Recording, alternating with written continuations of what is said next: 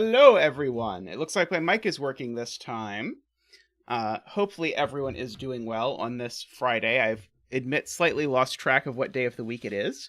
But it is Friday because our next stream, I should announce, is a special guest stream.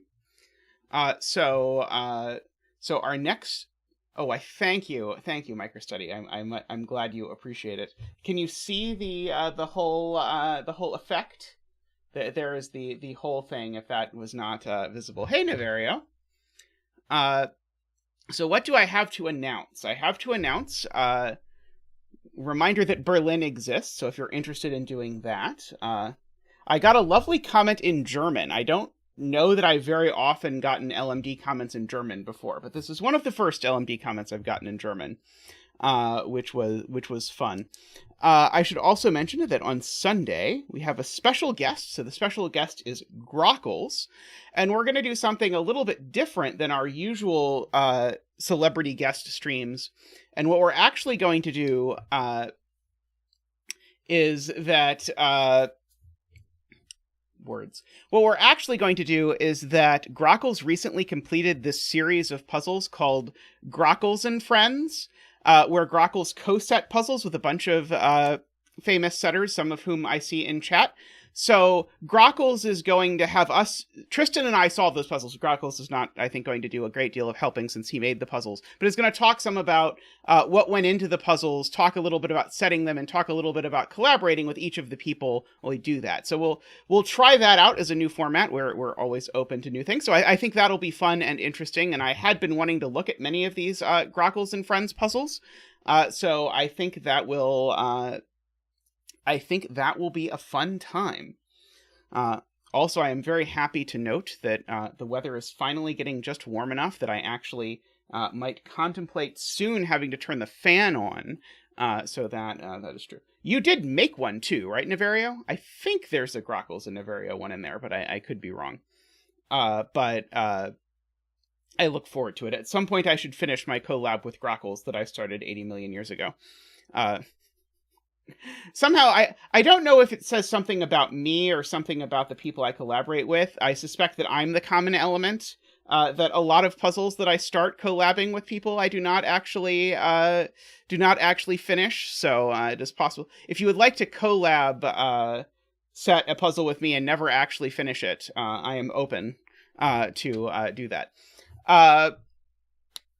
We have... David also reminding us, and this is excellent, that tomorrow is Meme Rister's interview with Philip Newman, which is one of the ones that I am most looking forward to, because at least to me, I find Philip to be one of the most mysterious members of the Sudoku community. So I look forward to hearing what fruit Philip would be if he were a fruit based on height, and other things that will help somewhat demystify that. Okay, Nebu and I are working on a 7x7. Excellent. That is great. I really like 7x7, so I think it will be great to think about how Nebu and I will have a 7x7. But that will be the beginning and the end of the process. But well, we can do that. All right. I also should announce, by the way, that a couple streams ago, I think it was Nell, who pointed out that that sandwich clues and full rank clues have almost the exact same range of numbers. One goes from 0 to 35, and one goes from 1 to 36, which means that they're well primed to set up for an ambiguity puzzle between full rank and sandwich, which I admit, terrified I was going to have to make, because it was both a good idea, but also sounds horrifying. But fortunately, and I find myself saying this a lot, Jay Dyer did it so I don't have to. But posted in the zetamath discussion, if you are interested in doing this, Jay Dyer did post a sandwich full rank ambiguity puzzle. So I was 100% sure I wasn't going to do it in stream until I looked at it and found the break-in, and then was like, maybe. I probably won't, though. So if you want to experience the joys, the highs and the lows of a... Oh, I need a color correction penguin. If you want to experience the highs and the lows of a sandwich full rank ambiguity puzzle, you know where to look. All right. So, that all being said, let us have a look at the puzzle that my windmills have voted for today. So the people who support me at various levels get various names. I mention this for many reasons, but one of which is that the names were chosen by Grockles. So we have fans, windmills, and turbines chosen by Grockles as names, and the windmills get to vote on what puzzle out of the giant list of puzzles that I might do I start with each stream. So today, that puzzle is Chaotic Sums by Kuraban. I think we just did a Kuraban puzzle last time I streamed, actually. So Niverio says, maybe with this puzzle, we're now down to there being no puzzle with 9 votes for the first time in some months. There was a bit of build-up there, because there was a long string of special events that happened that we sort of celebrated, and so, yeah, anyway, but we're back to doing this now. We've done many viewer-suggested puzzles. We did a few streams where we just did, sorry, not viewer-suggested, viewer-voted puzzles. We had a couple streams where we actually just went puzzle after puzzle after puzzle by the most voted one. It tends to be that people vote for puzzles that they actually know are good, so it tends to be that the voted on puzzles are very nice. All right, and so this puzzle was voted for by Doomdiat, Luda, Ambrose, Josh, Zendari, Russ, Alathana, David, and DDX. So thank you to all of those people for your support, and everyone else who supports the stream in whatever way you do. One way you can support the stream, by the way, is to click the thumbs up button down below. I would greatly appreciate if you do that, because it helps people find those. Alrighty. Jim points out that this is a region sumlines puzzle with no regions given. Okay, I can read MicroStudies comment. Did anyone else's stream die? Hey, Jay. I just finished advertising your full rank sandwich ambiguity puzzle to the chat. Let's see. Tristan can see it. Excellent to know that the bits are making it all the way from my office down to the living room where Tristan is. Good. All right, but Jim points out that this is a puzzle with region sumlines and no given regions, which is a cool idea. I think probably my most famous puzzle is that, I think. Maybe second most famous. But anyway, I had a puzzle called Frack that was just that. It was just region sumlines, and you had to build everything. But it is a cool idea, and it's one that's been done many times. One that really stands out in my mind is there was one by the Cogito.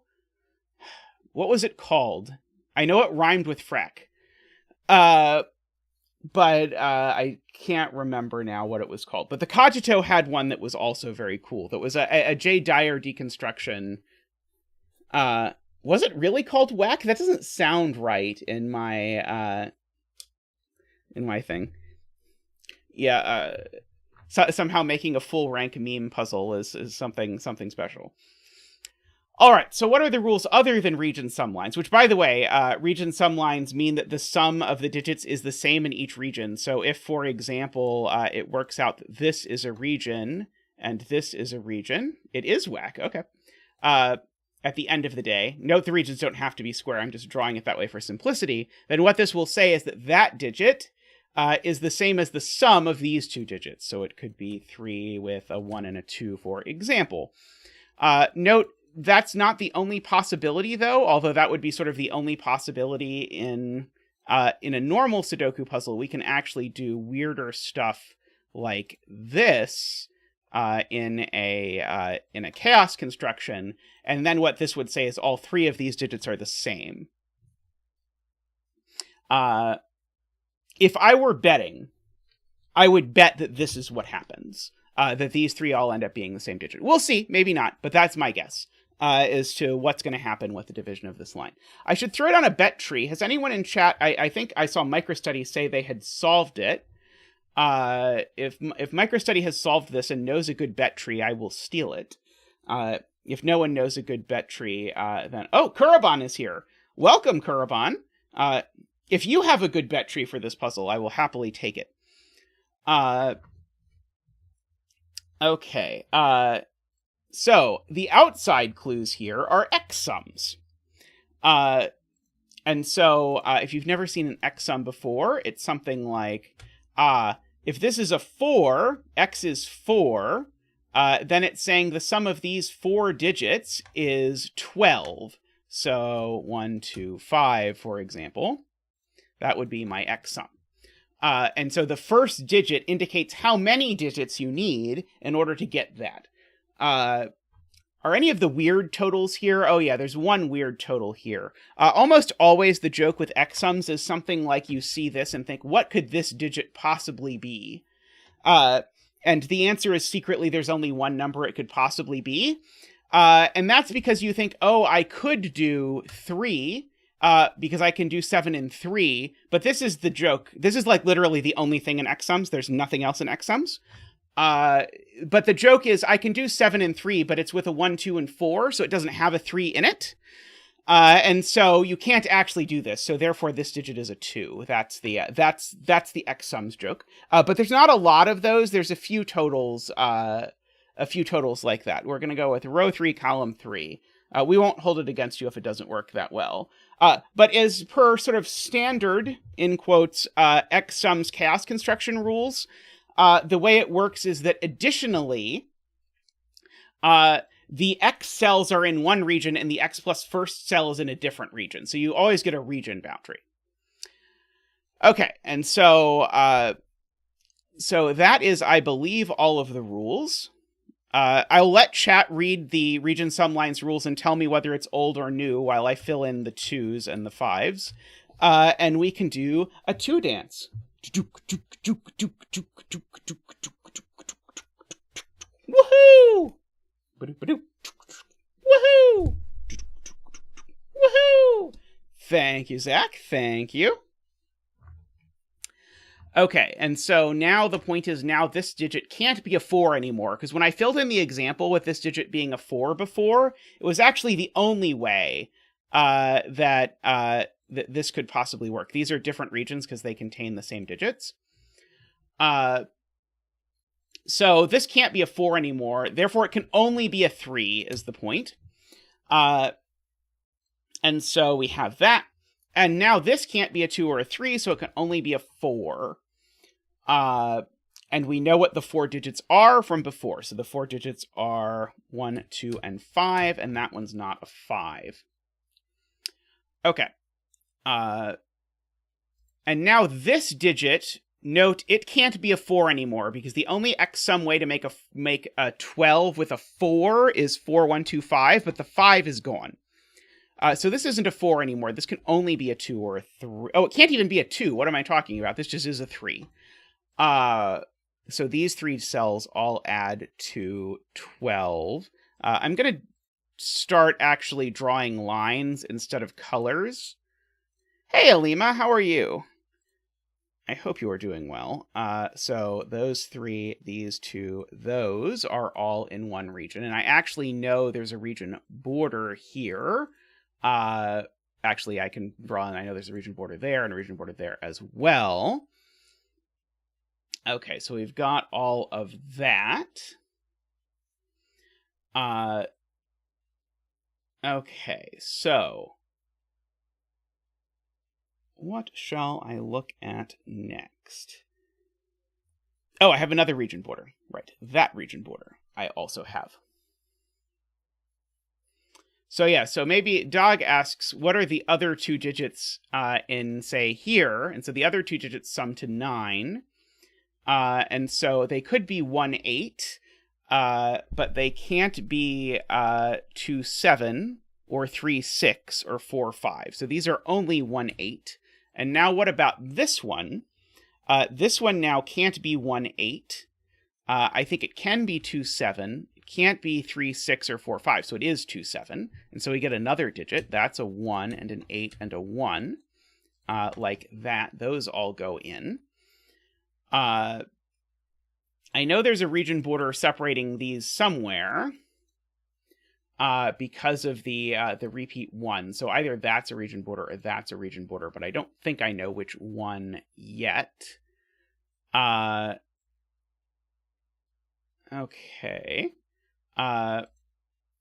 This 6 clue, I see. I know what it is because so people were telling me I knew what it was before, and I was looking at it and it's like, I think it could still be a 3 because this could be a 5, but it can't be a 3 for the much simpler reason that that's a 3. So in fact, this is always 2, 4. That's 5, 2. We get a region border here. These two are assuredly in the same region. Now this is a 3 because again, it can only be one of those and there aren't that many options. And so now these two, again, need to be 1, 8 because they can't be 2, 7, 3, 6, or 4, 5. Okay, so that was all good. I'm feeling good about my hypothesis that this is going to be 3 1s, but we'll see. Okay. Oh, there's a border on the 7 clue at the bottom. That is a good point. Right, there's a border there. Thank you, Jay. Now, let us have a look here. Yeah, but how many 1s are going to be in row 2, Gary? And we don't know. Let's not make assumptions before we get anywhere. Okay, that definitely did not work. Because Mark would like to make all of these digits a 4, which is not going to, I think, work well. 1, 2, 3, 4, 5, 6, 7, 8, 9. These are 4, 6, and 9. So I agree reluctantly with Garian's point that this actually can't be 3 separate regions anymore, because this would have to be a 1, and there's a hiding 1 behind the gray line that obscures it.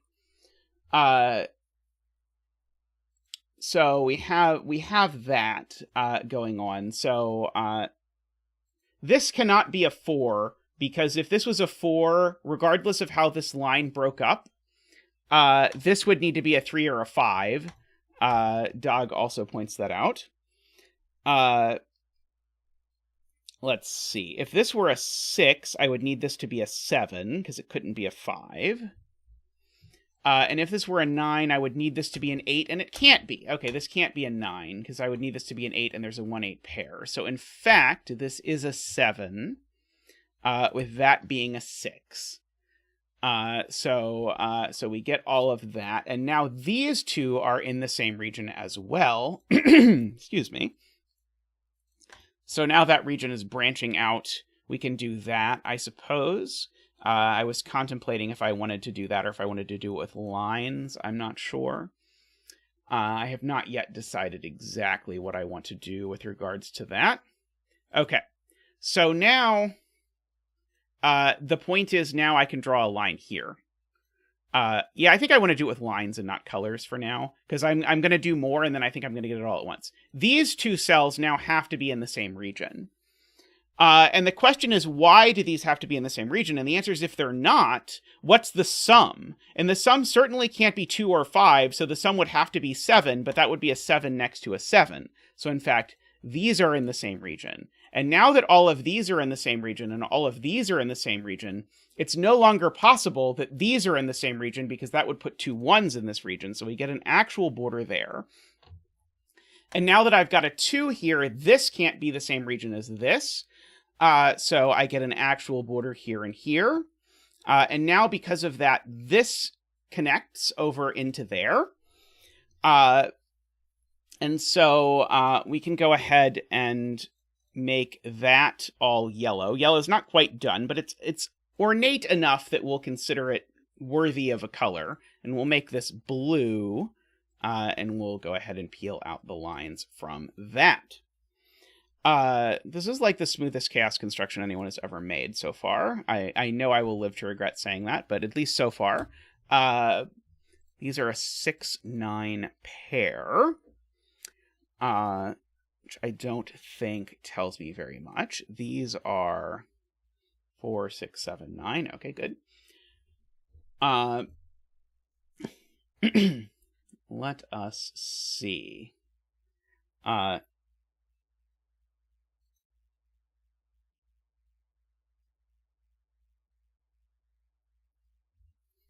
Okay, I probably should start thinking about this region, because there's no way this is only...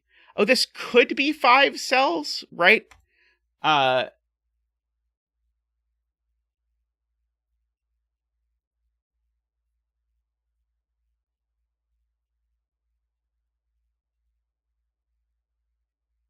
think this can just be 5 cells.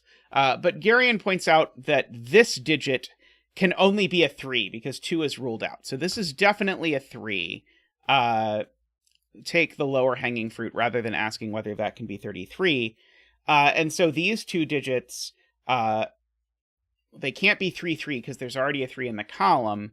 So these are either 1, 5 or 2, 4. That one's not a 5, so that one's not a 1. Hey, Kajito!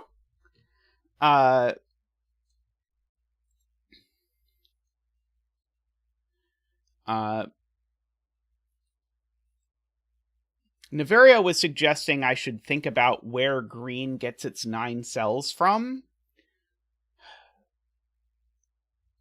Do I know that green doesn't just do that, or go out here with blue running across the top? I was thinking about that, but I couldn't answer the question. Was the reason why I did not. But if someone, Niverio or otherwise, wants to explain why I know one of those things happens, I would be plenty happy to hear it. Let's see. Okay, so 23 now certainly has to be at least 4. 4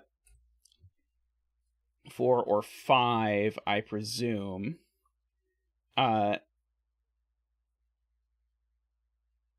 Okay, so Kyle is telling me this has to be a 5.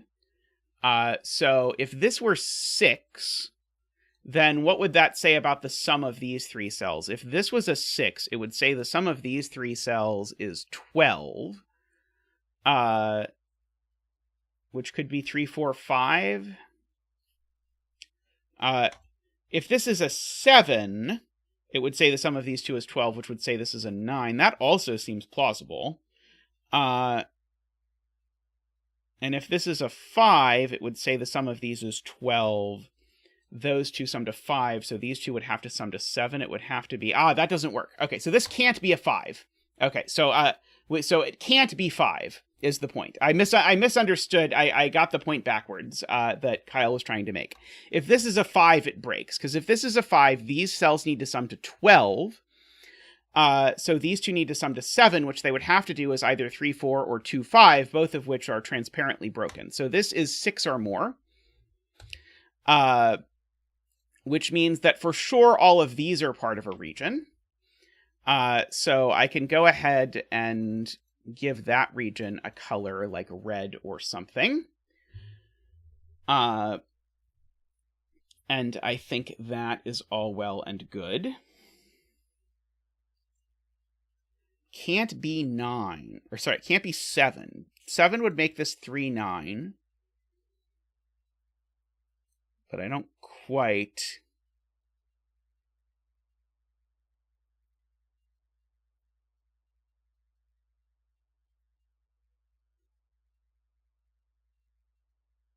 If it was 7, where would 5 go in row 9 is the question.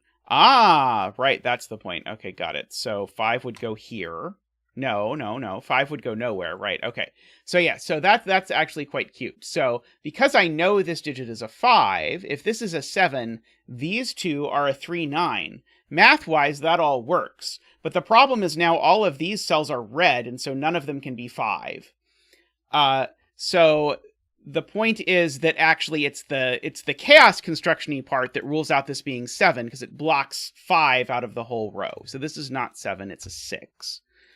Which means I can draw that there. Now, if red comes here, that breaks immediately. Because if red comes here, now this thing is both red and not red at the same time. We're not going to deal with that, so that's not going to happen.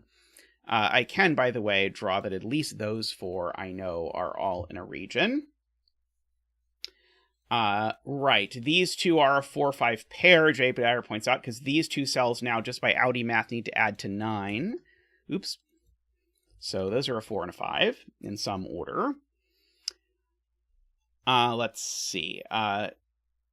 The 17 clue is at least 3, but at most 5, so it can only actually be 4 or 5, I should point out, just because 2 and 3 are gone, and, well, 6 is gone, but it was never an option anyway. So all of these are in one region as well. There are only 2 more cells for red to grab. Hey, Josh! Let's see.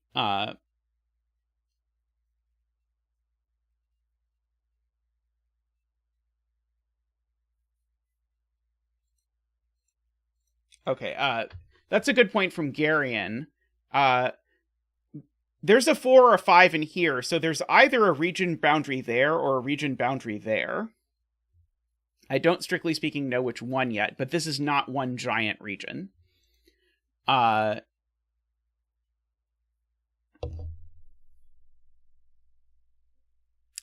a good point. The cells in red that are missing are 3 and 4, just by the row. They're 3 and 4. So if I knew, for example, that this cell couldn't be 3 or 4, I would know it wasn't red. I don't think I know any of these cells can't be 3 or 4. In fact, it's kind of appealing to have these be a 3-4 pair and have those 2 be the same, but who knows?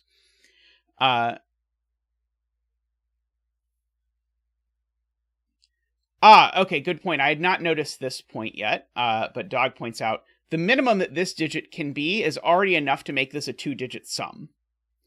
And so, therefore, in order for this to possibly work, I need one of these 2 cells to be red at least, because I can't get to a double-digit sum in 1 digit. Now, if that's red, that's also red, because then I would have to do that. Or if that's red, that's also red. Oh, but that's not possible, because I know that's not red. Okay, so let's go over this. So this cannot be... Oh, no, that's not true. No, these 2 could... Never mind, sorry, I was wrong.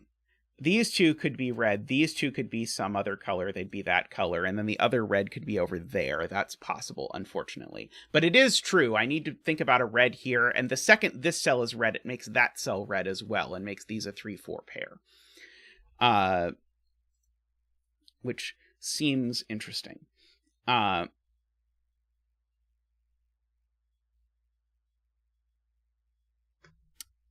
Okay. I do actually know the sum isn't...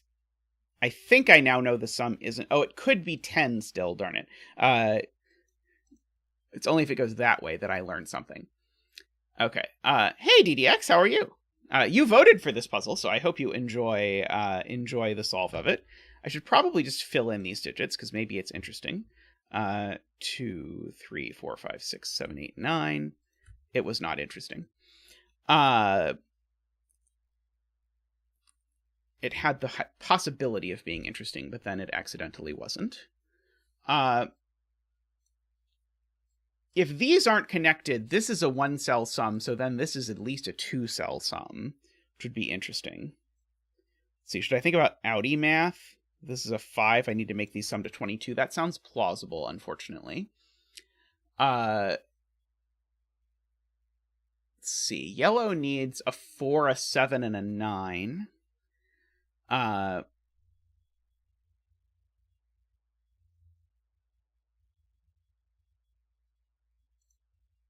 Okay. Good spot from Carl. This can't be a 1. I thought about this, but I didn't think about it the right way. If this is a 1, then, again, the only digits that I can add to it are 3 and 4. And even if I add both, I'm not getting to what I know is a double-digit sum. So this is definitely not 1. As per Carl's point. So I actually know sort of, I guess the maximum here is something like 16, if that's a 9.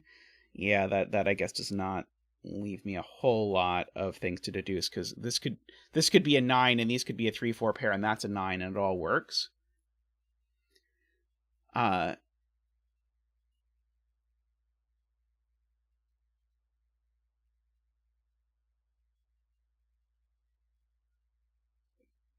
Okay, so the cogito is saying if these aren't in the same region, then now this region, which now definitely includes this cell, can't get to the appropriate number of cells. I'm not seeing why it couldn't do that off the top of my head. I do think there's some geometry up here that I think was clear to Niverio that I have not yet figured out, which is that, like, these cells are basically forced to either be in this region or this region, because I can't fit a region in 3 cells, which is pretty interesting. I also know that these two are different regions because they both have a 2 in them, so anything sort of stuck in here... actually... Okay, sorry, I should color these, because I actually know something that I did not realize before. So I'm going to make that orange and that purple, and I'm going to point out that actually all of these are different because they all contain a 2. And so the fact that all of these contain a 2, and so they're all different, feels colorable.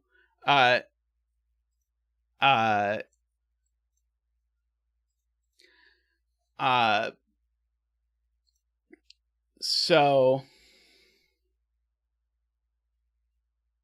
Yeah.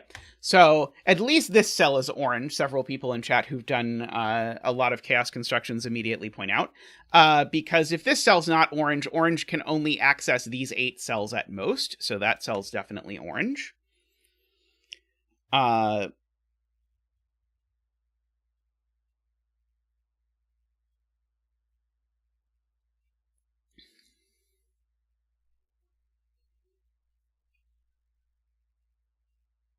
Is 5 going to be a problem because of this?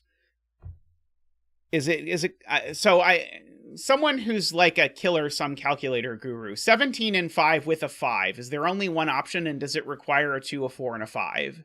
I think this might be some killer calculator problem, because there's only 2 ways to make 17 and 5 with a 5. Okay, so 1, 2, 5, 3, 6. Unfortunately, that doesn't break that. Sad.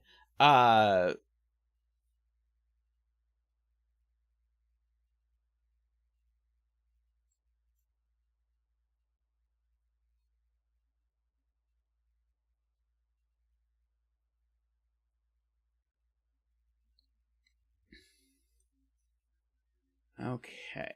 Well, I know these two are in the same region. Is that interesting? Okay, these two are in the same region, and assuredly it's not the same as this region, right? Can we prove that? That would be good to prove.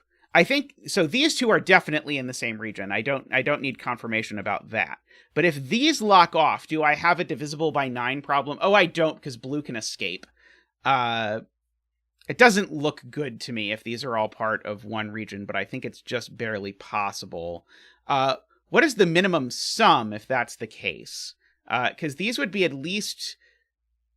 Oh, no, that's not at all possible. If these connect, the minimum this sum can be, because the 1 and the 2 are, and the 4 and the 5 are gone in the column, the minimum sum would be 3, 6, 7, which is 16. Oh, crap, that's possible. 3, 6, 7 works if that's a 9. Oh, but it's not that. It's 3, 6, 7 plus 1. And 3, 6, 7 plus 1 is too many. So they can't connect. Okay, so there really is a border here. Thank you, Meme Rister. Yes, this is, I did not remember to say this at the beginning, but this is stream number 150, so I've been at this a while. Note, Tristan's streams count separately from mine, so this is my 150th stream, but then Tristan's continually going up in his number of streams as he continues streaming as well, so lots of activity on the channel has been very nice. And I get weird things like if this cell is blue, this cell's orange. But I don't know that that's going to do anything exciting for me.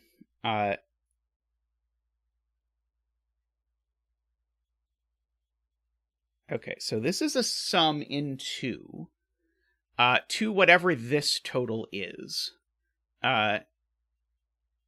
Getting close to a person month of streaming. That's a horrifying way to put it, but sounds correct.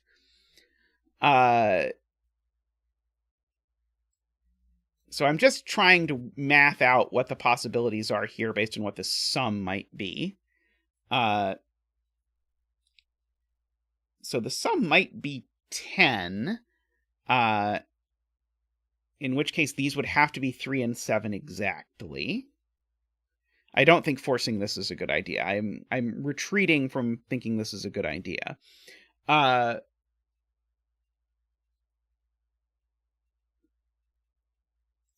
Okay, let's mark options for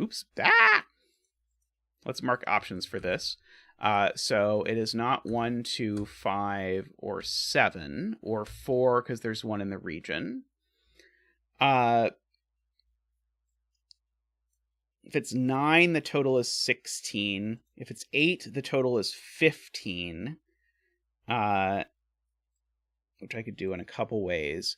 If this is a 6, the total is 13. Still seems possible to me. Oh, by the way, Tristan, did I leave my tea downstairs? I think I left my tea downstairs. So I saw Tristan made me tea, and then I did not bring it up. If Tristan is asleep, I will go get my own tea. Let's see. Let's see.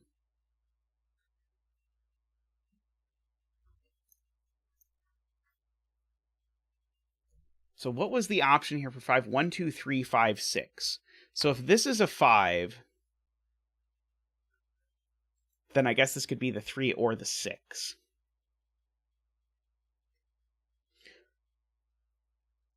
That is fine, I suppose.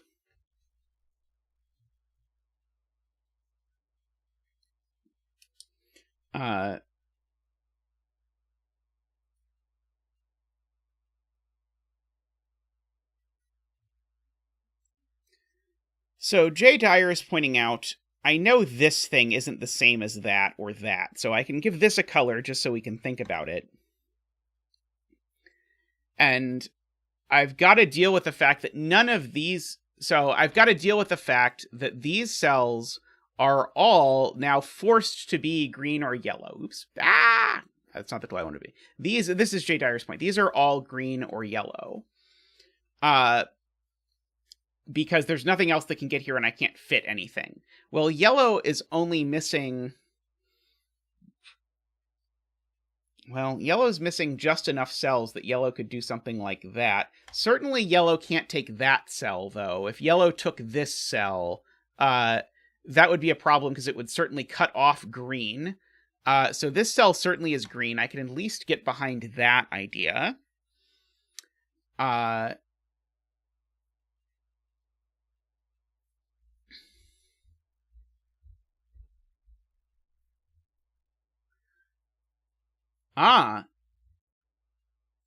Being pointed out, these two cells are the only places for 3 in this row, because of the fact that these cells are now all forbidden from being 3 by virtue of the yellow-green oddity. Yeah, if this is yellow, we have a similar problem, points out Josh, so that's definitely green.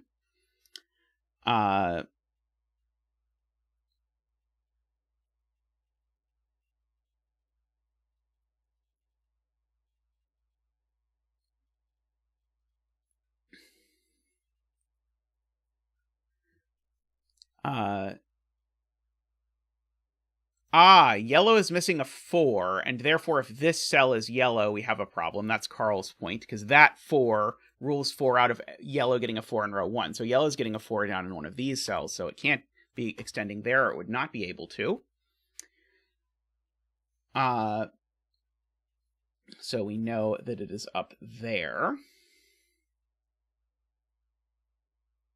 Actually, here's another non-actionable thing. The 1 and the 8 in row 1 are all up here. Because, again, none of these cells can be 1, 8.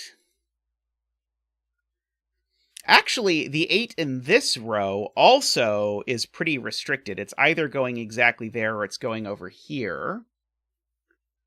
Yeah, the 1 is definitely orange. Because it can't be blue. Right, so the point is, Doug, we're very, very slowly getting everything we can out of this. This cell now can't be blue because it would require blue taking all of these cells, and then I could not put a 1 in there, so this cell's orange. This is definitely transformed into pulling teeth a bit, from being a very smooth opening to turning into more traditional chaos construction deductions, we'll say. So I find this geometry very interesting, though. This sort of double 3-1-8 boxing something in. That feels like something that I've not sort of seen in this sort of form before. Let's see.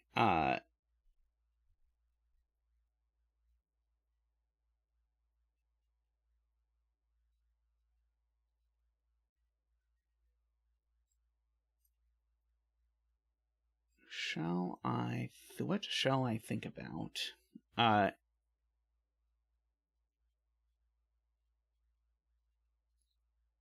Green needs a 2 is a good point. So how many cells are there up here? 1, 2, 3, 4, 5, 6, 7, 8, 9, 10, 11, 12, 13, 14, 15, 16, 17. Okay, so there's one more cell from green that pokes out of here. And Carl has identified that that cell is a 2, because if I look at it, 2 looks at all of these cells. So green gets a 2 down here somewhere. And that is the last green cell. So the last green cell is down here, and it is a 2. I agree with that assessment.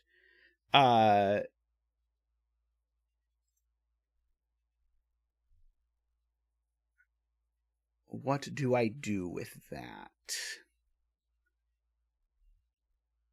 I'm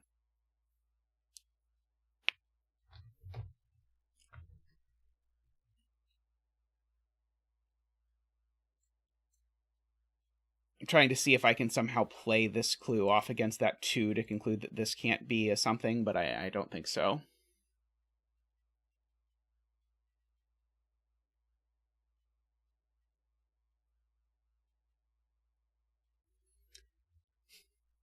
Let's see. J40 says this can't connect if these two do connect. So if these two do connect, that's like that. And now we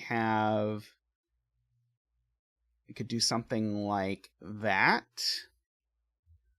1, 2, 3, 4, 5, 6, 7, 8, 9. Hiding the 2 exactly there. Is there a reason this doesn't work? Jay? I'm sure J40 sees a reason why this doesn't work. Yeah, green only needs a 2. And it could, as far as I can tell, it can get it there. Okay.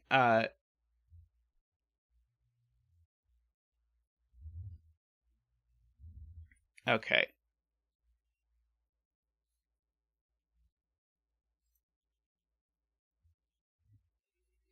So, okay, so if this is a 5, I'm being told now there's problems. Yeah, if this is a 5, I think it's actually, I don't think it's that hard, is it? If this is a 5, how is there a boundary here? What is it a boundary between? So if this is a 5, either these connect, in which case there's nowhere near enough cells to make this work, or these don't connect, in which case I now have to get 9 cells here, but those 9 cells can't include this one, And so they would block off the 2, and that doesn't work either. So yeah, I think there's a not terrible geometric argument that this is a 4, and therefore that's a 5, and therefore this is a boundary here. So I think the way Kuraban saw it was worse than that. But I think actually, I think there's been some very carefully constructed sort of like region building geometry Sudoku stuff in this puzzle, and I think that was actually quite nicely made. So these things need to sum to 19, which who knows anything about that? I do not. Okay. Yellow's 4 is now in column 2, right? Yellow needs a 4. It can only be there. Okay, this is Jay Dyer's point. Where is yellow's 4? Not in a column with another 4. So yellow's 4 is in one of these places. And therefore, this doesn't have a 4, so it doesn't have a 2 either, and so therefore it is 5 and 1. And therefore, there's a region border here, and this region, whatever it is, it's going to need to get itself out. Let's go to Carnival Cake for this region. So now this region actually does join this. Let's see. This feels like Simon's Sweater sort of region to me.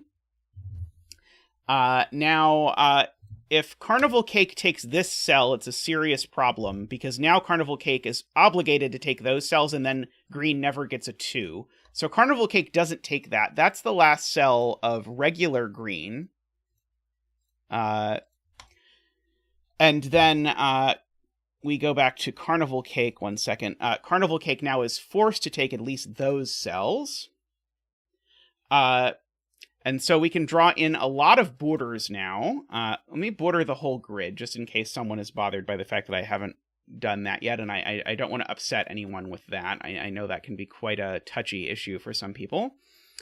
I can get rid of some of the grays. This has become a 4 now, and so therefore I can blacken that cell. This is 8 total cells. Let me fill in the Sudoku stuff while I am at it. Okay. So the total on this line now is definitely at least... Oh, I don't think I know. I was going to say it's at least 11, but I don't think I know that. I know it's not 10, for example. Hi, Chad. Oh, let's see. How many regions do we have? 1, 2, 3, 4, 5, 6, 7, 8. Okay. So this can't be the same region as red, or Simon's Sweater, or Carnival Cake, or purple. So this is Kyle's point, AFK's point. This can be, let's see. What color should we go with? We should go with Rusty Bucket. It's unfortunate that it wanted to be Rusty Bucket because it's pretty close to red and it's near red, but that is what it told me it wanted to be, so Rusty Bucket it is. So now we're being asked... Oh yeah, this is the 2 here, because of the 2 and the green. And now the question is, where does 2 go in Carnival Cake? Well, Carnival Cake only gets 1 more cell, and it's one of those... none of which can be a 2. And so this 2 actually places the 2 in Carnival Cake. As well. So we have all of that. Okay, and so now Sayori points out, where does 3 go in column 3? It can't go in any of the regions that already have a 3, so it goes in Carnival Cake as well. Yeah, this is a 3-digit sum to 12 without a 4 or a 5. That sounds like there's going to be lots of options. To me, anyway. Let me fill in options for these cells, at least. I hope that it now actually fills in all the options. I'm actually going to do this by hand, because I'm not trusting Mark yet. 1, 2...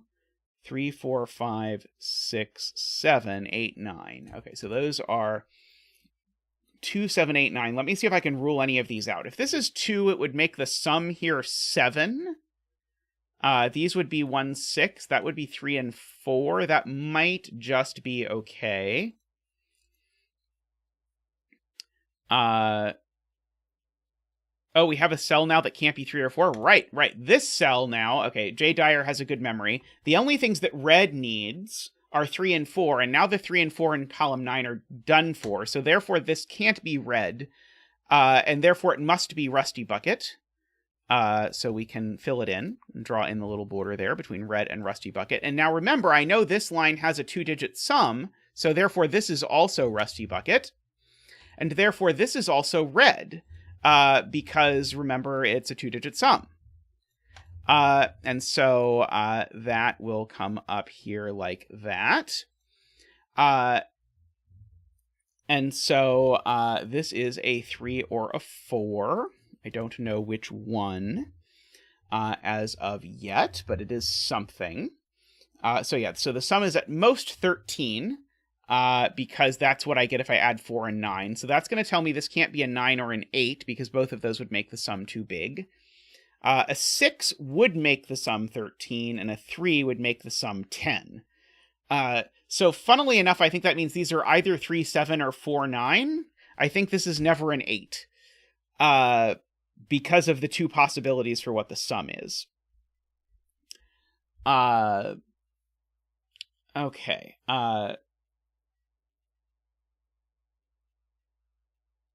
I feel like these are going to have to be purple, but I'm not prepared yet to argue that vociferously.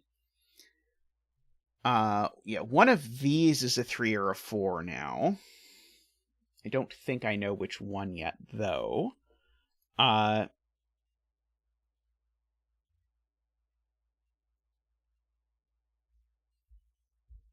see. Yeah, the 4 in red can only go one of these two places, I believe. Which are the same places the 3 can go, I think. No, sorry, the 3 can go in one of those two. Actually, no, the 3 can go in any of those 3.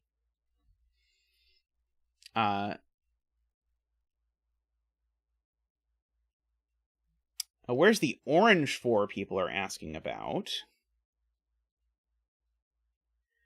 It seems to me like it could be here. Or orange is going to get way out and get one, like... Is this line possibly orange? Unfortunately, that looks possible. Oh, it's going to have to do that. It's going to have to do that. Chat has pointed out. Because both green and yellow need a 4 in this mess, and those 4s are in these 5 cells. So there's already 2 5s in these 4 cells, plus 1 more. That's a Jovi Swordfish. On 4s. That means that orange is never getting a 4 unless it gets to at least here. So therefore, those have become orange. So that was pretty cool.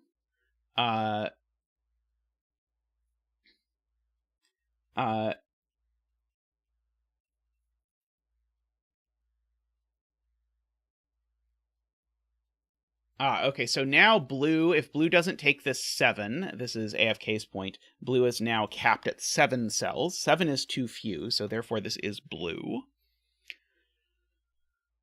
Yeah.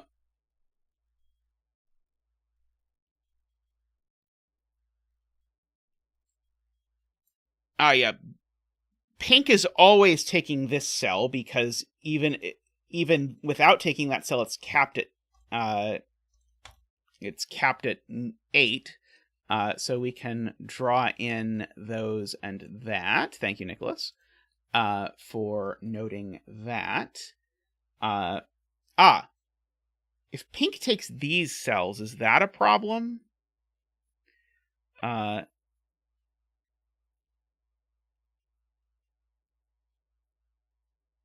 Okay, so remember the possible totals, remember... Oh, okay. Sorry, this is a good point. Rusty Bucket can take this cell, but it can't take that cell because it would break red. So Rusty Bucket actually needs to take at least, let's see, 1, 2, 3, 4, 5, 6, 7. Rusty Bucket actually needs both of these cells, is J40's point, because currently Rusty Bucket still needs another cell. Okay, and so that's going to force more of purple.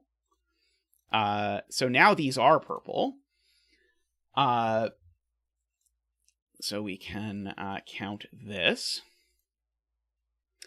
We can put a border over there. Oh, and now Rusty Bucket has to take that cell because Rusty Bucket needs another cell. There is not a pink to me. This is purple. But if someone says pink, I assume they mean this. So I call it purple, but if people call it pink, I know what they probably mean. So that through various things that we have said before in our lives forces this and forces that. I've actually found the region building in this very satisfying. It has not felt like it was just sort of randomly filled in at the end, which is what I feel like in 90+% of chaos constructions I do.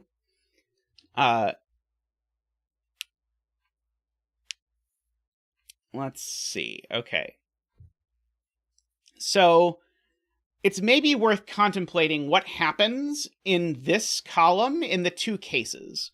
Because remember, the sum is either 10, in which case these are 3, 7, or the sum is 13, in which case what is this? It's not 4, 9, it's not 5, 8, so it would be 6, 7. So these cells are always either 6, 7 or 3, 7, and that's always the 3. That's weird, but we can make do.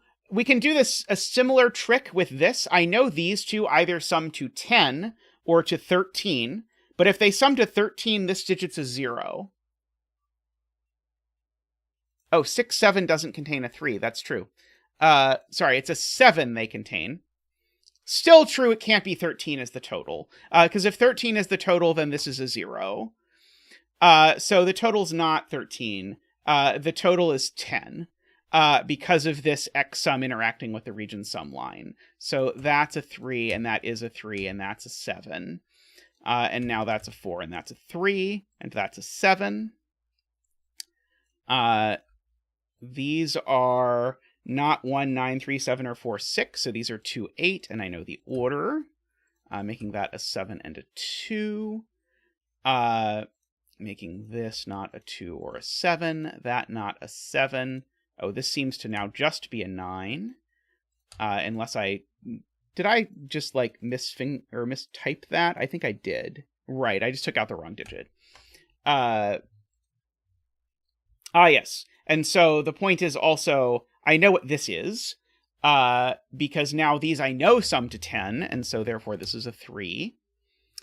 And so these now can only be 1, 9, just because the 2, 3, and 4 are gone, and I know the order is that, making that an 8, making these not 8, meaning I can fill in the last digits in Rusty Bucket are 1, 2, 3, 4, 5, 6, 7.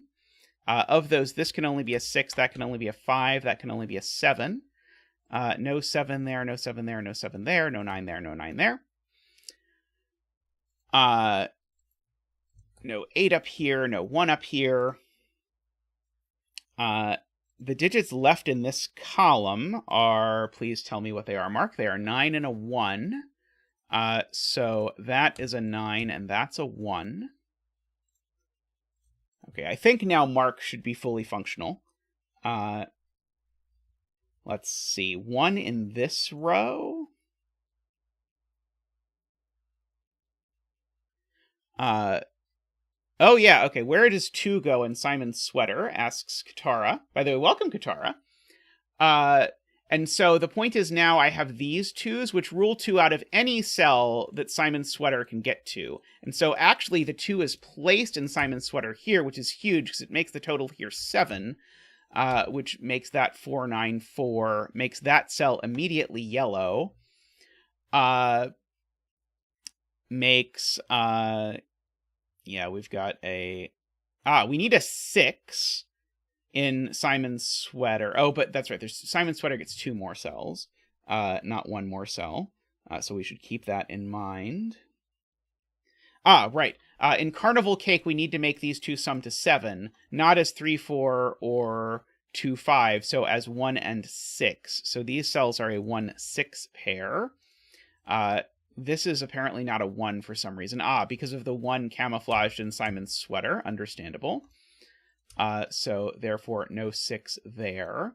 Let me mark a few cells, just looking for freebies. So that is a 7 and a 9, and a 7 and a 9, and an 8. That's not a 7. That's not a 7. Okay, so it is 6 and 7 that Simon's sweater needs. There's already a 6 in Carnival Cake. That's an 8, and that's a 6. So we have that all worked out.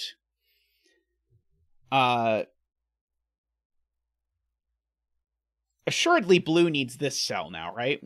Oh, maybe not. Maybe it doesn't. This 9 is yellow. That's huge. Because green already has a 9. So this 9 is yellow. Now this cell is yellow unless I want to make this a 9-cell region in 1 cell. And now yellow is done. And so now green is done. This digit is known. It is a 7. Let's see. These 2 should be known. These are a 5, 8 pair. The 5 is definitely not blue, so that tells me this cell is orange, because if this cell was blue, I could not put a 5 in these. So that buys me 1 more orange. Let's see. What about these cells? Let's mark those. This is not a 4, because purple already has one of those. There's a surprising amount of optionality in those cells, though, a little bit annoyingly to me. Orange gets 1 more total cell. Orange, it could be that one. That's annoying. Yeah, where is 7 in Simon's sweater? 7's ruled out of all of these, and so this is the only place that Simon's sweater can take a 7, Nicholas points out, so that's a 7. It also is probably the last 7 in the grid. It is. This digit is probably known. Mark says it's a 6. I've always trusted Mark. So this being a 6, unfortunately, makes it plausibly Simon's sweater, but that could still be Simon's sweater, I believe. I should drink some of the tea that was lovingly brought to me.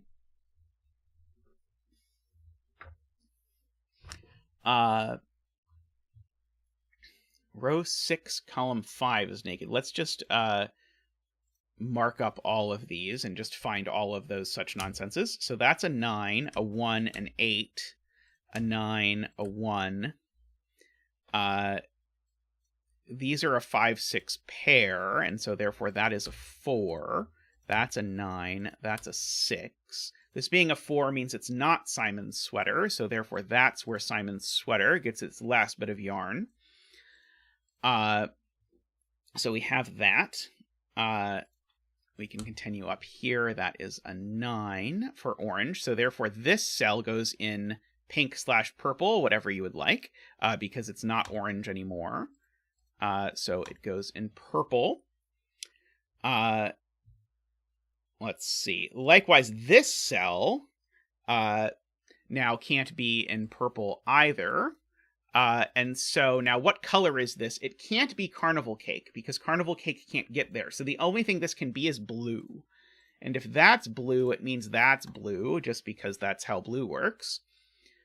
Now this cell can't be blue, because blue already has a 4, so therefore this is where Carnival Cake is going to finish.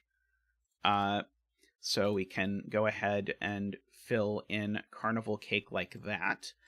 This is now blue because what else is it going to be? Or because blue needs a 6 and this is the only place you can get it. Take your pick, whichever you like. Now, regular old purple needs to finish. So regular old purple finishes there. That has made that an 8 because of the 5-6 pair in purple. Blue now done. So that happens. Orange now done. Hit the wrong color there for a second.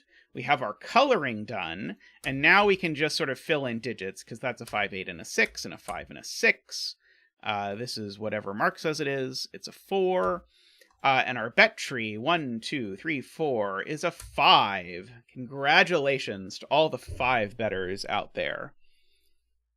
That was really nice. We did a lot of sort of foraging around for sort of tedious stuff, but at all the points, I think we were not supposed to do that. I think if we'd have just refused to do the tedious stuff, because every deduction we actually had that actually got us something was really cool.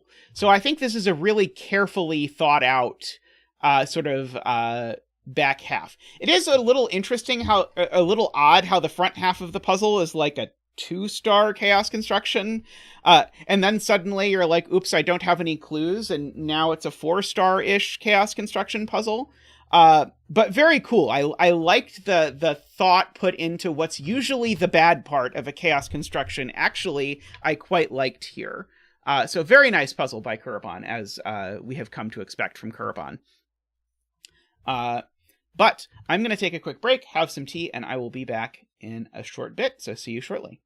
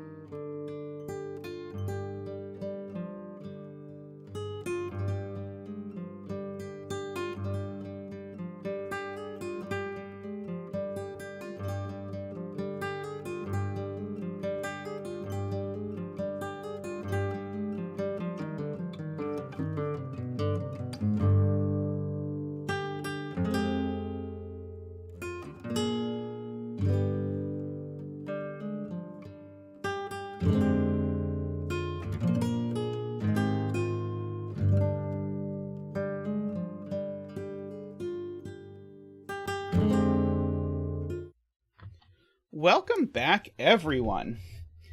We have returned, this time with the puzzle Lawful Wrogn by Niverio. So, Niverio has a couple times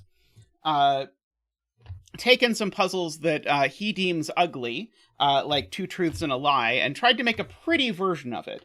Although the bird from box 2 will not hear anything about Two Truths and a Lie being ugly. But the last of these that I recall was Liar's Spiral, which I quite enjoyed. Hey, Brennan. This time it is Wrogn puzzles, which are indeed a rather tricky, we'll say, thing to make the grid look at all reasonable with. So I see that Niverio has gone with a sort of antimatter version of there's this stuff in the grid that's not everything. So I will note this is a pure Wrogn puzzle, so every clue in the grid is wrong. So the thermometers are backwards, because they're 2 cells.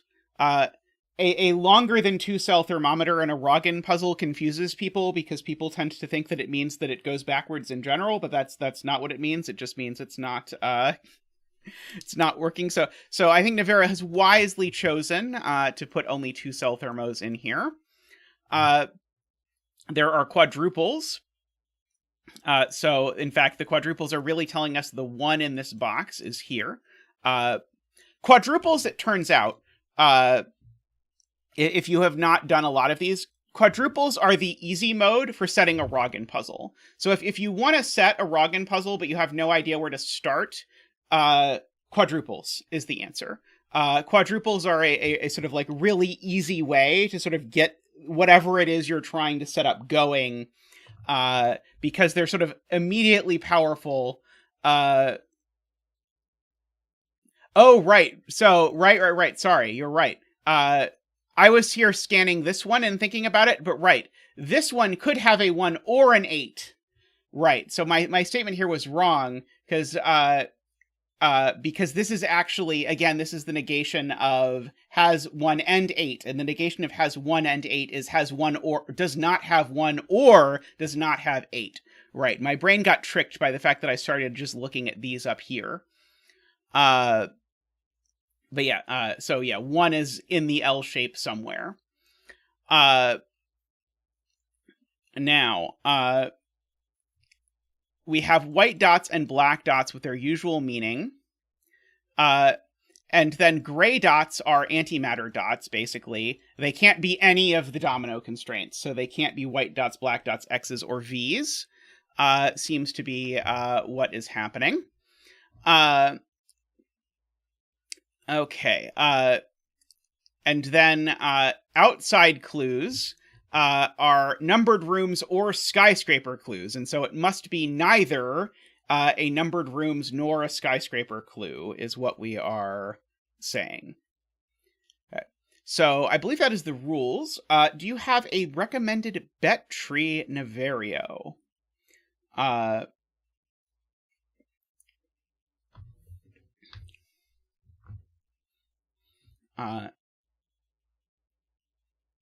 They are neither correct. Okay, row 6, column 4. Oops, that's not row 6, column 4. There we go. Row 6, column 4. Okay, so we do know that there's a 1 in one of this mess of cells, which is interesting to me. And there's a 4 in one of these. But Niverio hates that kind of puzzle, so I'm not going to mark that, because I don't think Niverio would set a puzzle that wanted me to do that. See, that's what I would do with this, is I would set up some sort of, like, geometry thing, but Niverio despises those puzzles, I believe, so I will spare Niverio my trying to look for an alignment of, like, rows and columns together having a certain number of 1s. Let's see. So Jay was looking at 9 in row 9, and where it is allowed to go. And none of these are allowed to be 9, is Jay's point, because if any of these are 9, it will instantly make the skyscraper correct, which I was, for whatever reason, not thinking about. So therefore, one of these is a 9. Okay. Now, in fact, actually, they're a 1-9 pair, because if any of these cells were a 1, that would be a correct numbered rooms clue. So in fact, I believe these are a 1-9 in the row.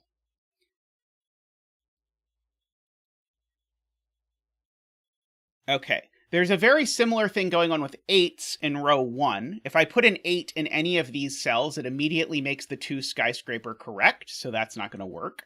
So the 8 in this row is in one of these cells. I don't think we have an analogous fact about 2s, though, in this instance. I think 2s, unfortunately, here are all fine.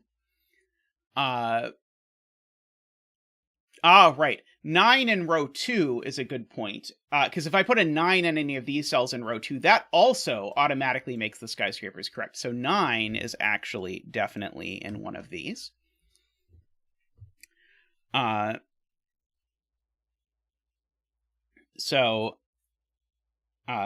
That does give us a proper X-wing on 9s. So it is true that we can't have 9s in any of those cells. We can't have 9s in any of those cells. Can't have 9s, those, etc. So we have an actual X-wing. Also, I am noticing that 8 and 9 would white dot each other. So somehow I'm trying now to think about if this is an 8, why this would have to be the one with a 9 or something. Because the 8 and 9 can't both be on this side, is what this is saying. But I don't see a connection between these so far. Oh, there's an 8 clue at the bottom that I have to think about. Okay, so yeah, that's the point, right? If this is an 8, the point is that can't be the 9. Because then it would be a correct numbered rooms clue. So if this is an 8, that is a 9, and that doesn't work. So therefore, that's not the 8. So let me go over that again, just so that you see this. If this is the 8, now the point is this is not a 9, because it would make the numbered rooms clue correct. So that's a 1, but then by our X-wing, that's a 9. But now the puzzle's broken because we have a white dot that's correct. That is adorable. And so therefore, that's the 8. That's the punchline of all of that. And we get to bring out Zach for our 8 dance. Ba-boop-ba-doo. Woo! Ba-doop-ba-doo. Woo! Ba-doop-ba-doo. Woohoo! Woohoo! Ba-doop-ba-doo. Waha! Ba-doop-ba-doo. Waha! Thank you, Zach. Thank you. Much appreciated. Okay, so we can get rid of our yellows now. Unfortunately, that doesn't yet tell me where the 9 goes immediately. Oh, it does. It tells me where this 9 goes, because now this 9 can't go here, is the point. Because this 9 would point at the 8. So that's the 1, and that's the 9. Which means that's a 9 by X-Wing Logixes. And we can get rid of all of these. Yes, knowing Niverio, I presume this puzzle is going to be a breeze. Let's see.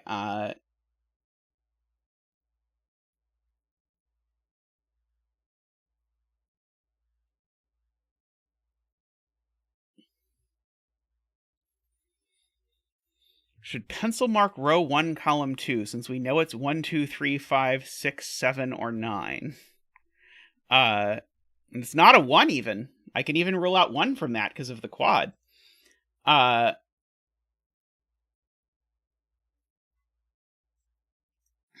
Yeah, so 1 in this row is now a little bit restricted because it can't go in a bulb and it can't go on the 1 quad. So there's now 2 spots for 1. I want to go back to my looking at this.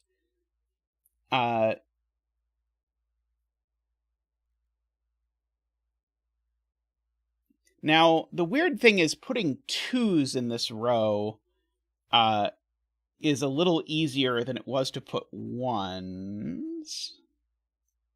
It's interesting that if I put a 2 here, I must put a 1 here.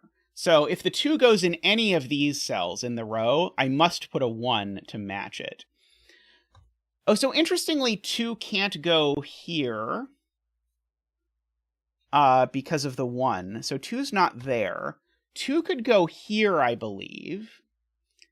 And I think 2 could go there or there. So 2, I think, has like 3 places in row 1. Let's see.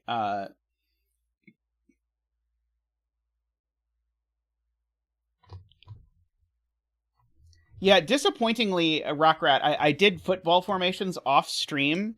So unfortunately, it will not be able to make my Puzzle of the Year list, which it definitely would have been Niverio's entry for Puzzle of the Year if I had done it on stream.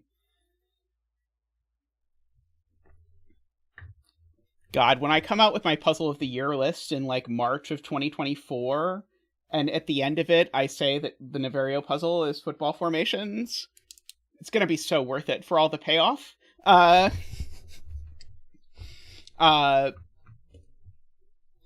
really hope that I get Niverio for Secret Santa so that I can do a football formations tribute puzzle. Okay. So this can't be a 7. Was there any reason it wanted to be a 7? I don't think so. Like, this can't be a 5. I'm just looking at the numbered rooms clues here, being like, this can't be a 5. That also can't be a 5 because of the numbered rooms clue, but that's less immediately interesting. Let's see. Interestingly, there is a 1 on one of these quads with a 1. So that means, and I don't yet know exactly what I'm going to do with this, but it does mean there's a 5 or an 8 down here. Is one of 5 and 8 being down here immediately a problem? It doesn't feel like it to me. Like, the 5s looking in don't seem to be a problem with there being a 5 or an 8 here. Not immediately anyway.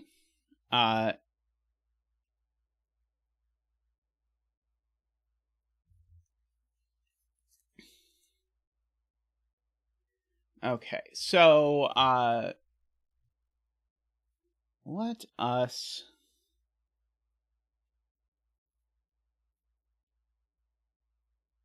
Right, 4 we now know. That's an excellent point from the Cogito. 4 we now know in this box. We know it's not there, and we've ruled out those others. So we actually do have a 4 looking over into this world of stuff. Which is very interesting.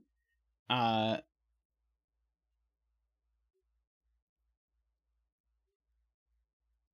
James. I hope you're doing well. I think it was you who made the Wrogn puzzle that I first saw that had quadruples that was super smooth, but I could be wrong. But I think it was you. I was trying to remember earlier. Remove 4 from row 3, column 8, says AFK. If this is a 4, now the 2 gets placed in not this cell, so that cell are on this dot. I'm not quite sure I see that yet. So I don't think I know a lot about where 1 goes in this box yet. Okay, it was James Sinclair. Okay, I recall that. Okay. So Garion says the 9 in row 3 is on the gray dot in box 1.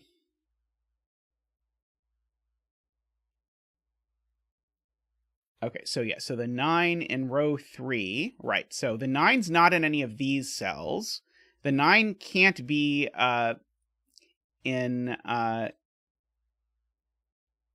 wait. Isn't 9 in the bulb? Doesn't this 9 just already do all of that work? Uh,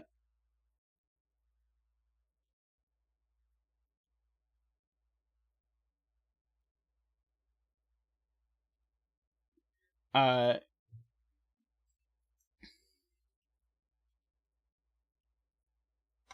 oh yeah, no 1 here, no 1 here is something chat is pointing out. No 1 because of anti-X, no 1 because of anti-thermo.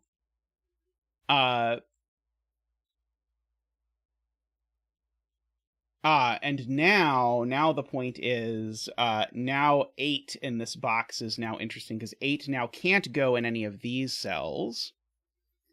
It can't go there either. Can't go there either. So 8 only goes in one of 2 places now, at the absolute most.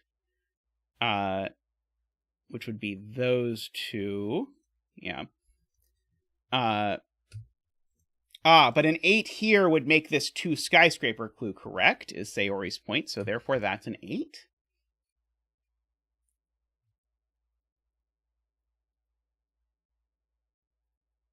Oh, wow, it's the thermo skyscraper interaction that Garion has spotted. That's very cool. So here's the point. If I put a 9 here, however I fill this thermo, remember it's got to be wrong, so it's something like 4, 3, but the fact that this thermo is wrong, this is Garion's point again, specifically says whatever this building is, it hides that building. And so if there's a 9 down here, it always makes the 2 skyscraper correct. That's awesome. So the 9's not down here, it's not here either. The 9's hanging out up here. Only one of them is a 9, but one of them is a 9. And hence, there is a 9 over here, and it's not there, so it's definitely on this dot. So that rules 1 out of all of these spots. And so now we know that 1 in this box is in column 1, for whatever that is worth. Practically nothing, I suspect. But not technically nothing, I suspect, maybe, possibly. So no 9s here, no 8s here either.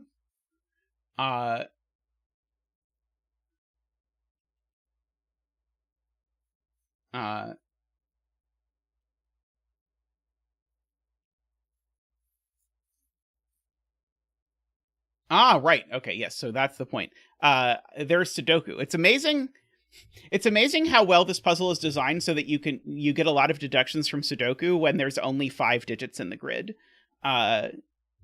This is quite impressive. But yeah, 8 is definitely on here, so therefore 1 isn't, is the point from chat.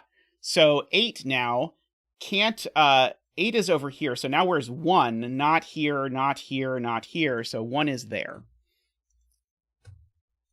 That is the point.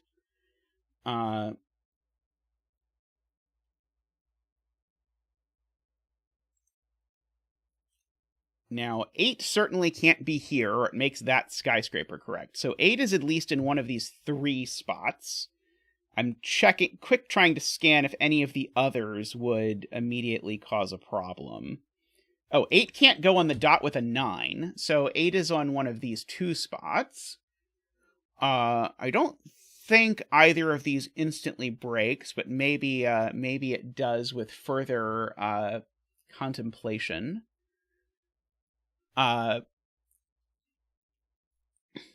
Let's see.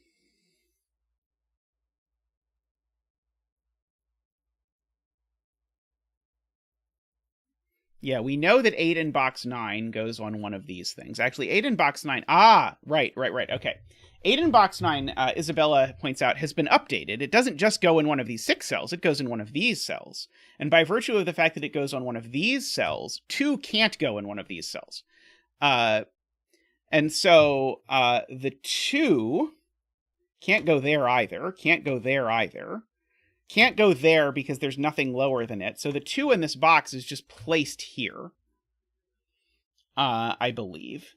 This puzzle's adorable, is what this puzzle is. So 2 in box 3 now can't go in this column and can't go there because a 2 here would need a higher number here because the 1 in the row is gone. So 2 is definitely in one of this plethora of spots, which means 4 isn't, which places the 4 there, which eliminates 2 from there because that would be a proper black dot, and we don't want proper black dots in our Wrogn puzzle. So we have that.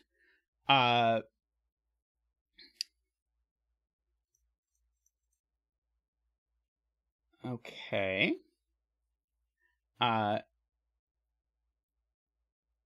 Now Isabella asks, where is 2 in box 3?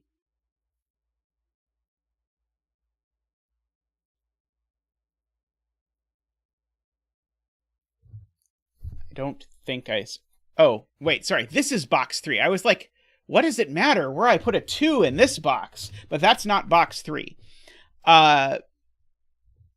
Okay. So, should I bother to fill in all the digits that this can be? That doesn't feel like a very Niverio thing to do, but I'm going to do it just in case. So, this can't be 4, 8, or 9. It can't be 3 or 5 because that would be a white dot. It can't be 2 because that would be a thingy. It can't be 1 or 6. Actually, this is just a naked single. This is a naked single 7. Every version, every other digit would make this a dot. So, yes, I probably should have immediately penciled that in. It didn't feel very Niverio, but the point is now that's not a 2. So, because that would make this numbered rooms correct. So that's a 2. Yeah, it was only because I knew that 4 was going to be very restrictive that I filled in the 4. Let's fill in these digits. 1, 2, 3, 4, 5, 6. That's not a 1. These aren't 1. So that is 1 just by magic. I need a 5 here because otherwise the black dot is true. So this is not a 5. It's definitely a 3 or a 6. If this was the 3, the thermo would be correct. So it's definitely not the 3. If this were a 6, the thermo would be correct. So it's definitely not the 6.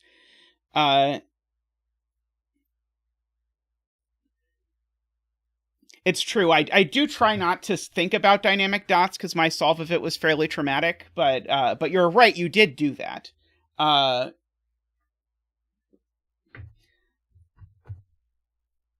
But then that sort of led you to set Candy Shop, which then is one of my favorite Niverio puzzles, which is very cool, which I think probably also used some variation thereof of that. Trying to think if knowing that none of these are 5 is at all interesting. 4 and 9 in box 9. Okay, so 4 can't go in either of those spots. It can't go in any of those spots.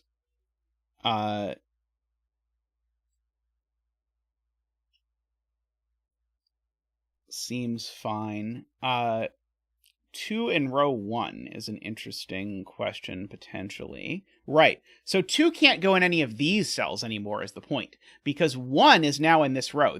Placing that 1 now meant that these thermos are more powerful, because I can't break a 2 that I put up here. So there's a 2 and it's in one of these 2 cells, and if I put it there, I have exactly the same problem, but now I only have digits higher. So this is definitely a 2. And so now I can't put any 3s down here. And so now the question is, where does 3 go in row 1? And it doesn't go there because of the white dot. It doesn't go here because these numbers would be at least 4.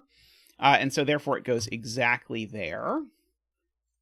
I saw Sayori said that as I was explaining it. So this is not a 6, it's a 5. Oops. And that's a 6. So we've got all of that. I know that this digit now is not a 7 for multiple reasons. I know that that digit's not a 7. Is that interesting? Probably not. 7 corner marked into...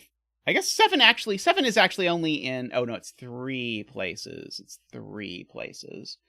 This digit can't be a 2 because of the numbered rooms clue. Let's see. 8 in box 1. Ah, right. Okay. Jay Dyer points out 8 in box 1. This being an 8 would make that that 7 would make this numbered rooms clue correct. So therefore, that's an 8. Agree with that. Let's see. So that means there's an 8 down here.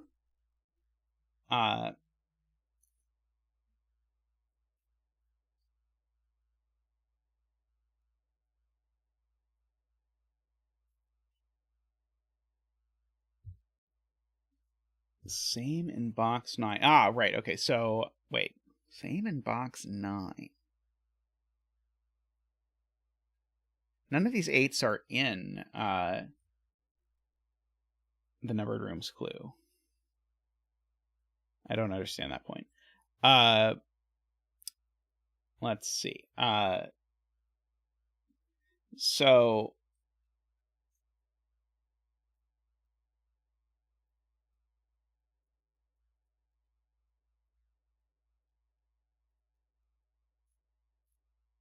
So let's do 4 in box 1. That one I can understand. So 4 in box 1 can only go in one of these 2 spots. So there's definitely a 4. Wait, that's not true. Sorry. 4 could go here. Darn it. Is it possible that 4 goes here, actually? If there's a 4 here, then there's a 3 down there. That's probably okay, right?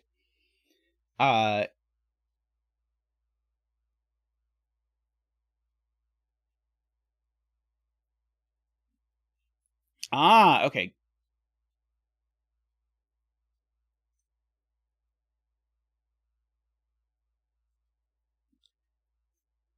Wait, I don't quite see that either. So there's a 7 in this box somewhere. But that's okay. It might or might not land on the 7-8 quad.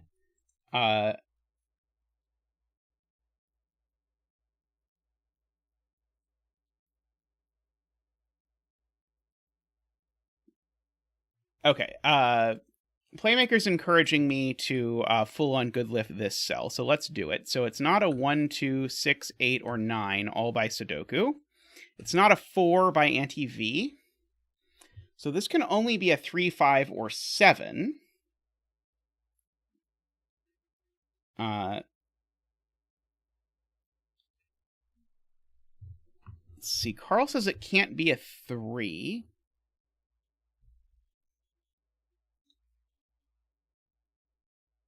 If this is a 7, there's nothing I can put here, so it's not a 7, because the 8 and 9 are gone. So this is a 3 or a 5. It can't be a 3 because of that clue. That's very cool. Okay, yeah. If this were a 3, it would make this 8 numbered rooms clue correct. So therefore, this is a 5. So where does 2 go in this box now? Not down there, not there. If the 2 goes on either of these cells, we break it now. So the point is 2 is up here. Because what that did is that 5 breaks 2 going here. So if 2 is in this row in this box, it would force the 2 onto a bulb. But then it doesn't work for the second digit. And so that tells me the 2 over in this box is in one of these cells. And it's not there by prior work.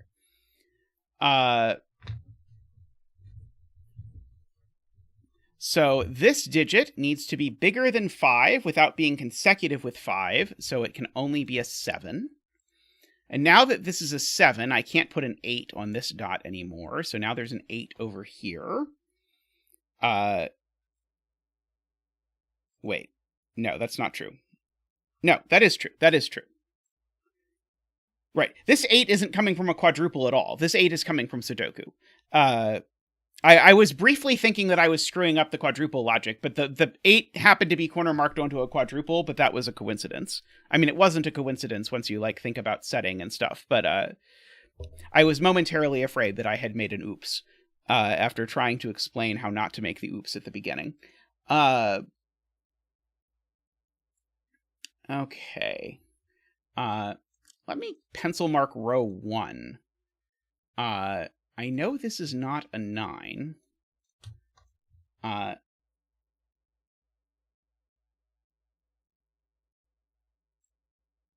probably could do one of those like herringbone type setups here where I actually know I need 3 digits that are less than these digits, and I know some stuff about this row. I might be able to deduce something.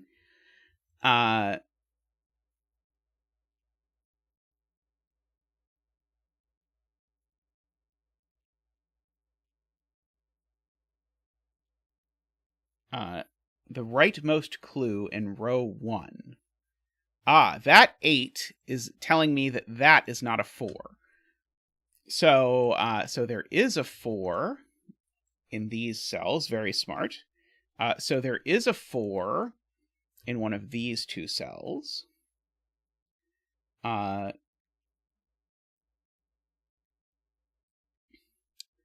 Let's see.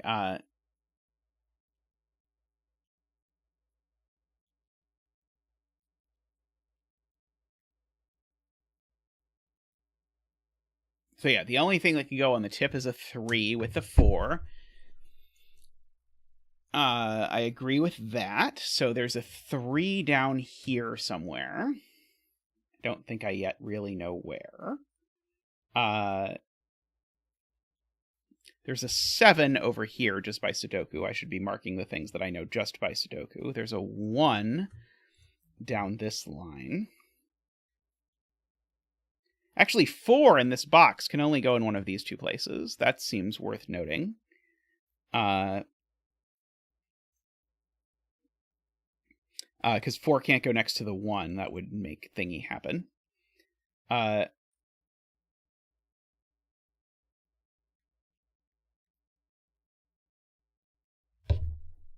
see. People are talking about 9 in box 9, but I don't know what they're... 9 can't go in either of these because of skyscraper. That's the point. So 9 actually overlaps with the 8. Got it. And actually, that being a 9 doesn't even work because this will always work because I know where the 8 in the box is. So actually, that's the 8 and that's the 9. Sayori just explaining that as I did, that there was an interesting thing where knowing the 8 and the 9 were over here meant this couldn't be a 9 because it would make the skyscraper skyscrape. And we don't want the skyscrapers to skyscrape. This is not a 4, so this is now only a 3 or a 6. Let's see, so there's an 8 up here somewhere now. In fact, actually, I should just be able to mark all of these, shouldn't I? Let's just mark them all. Let's see. So these are not 3 or 4. And they're not 6. So let me get rid of the corner marks and put new corner marks now, because there's going to be some new corner marks arising from that. So, for example, I can't put a 6 on here. If I put a 6 on here, it will definitely be correct. So that's the 6. Let's see. No, I can't put a 9 on here, because if I put a 9 on here, it will definitely be correct. So no 9 goes there, and therefore this is a 9. Let's see. So do either of those things align in interesting ways with any of my nonsense clues over here, or potentially, heaven forbid, one of my nonsense clues over here? Let's see. Okay.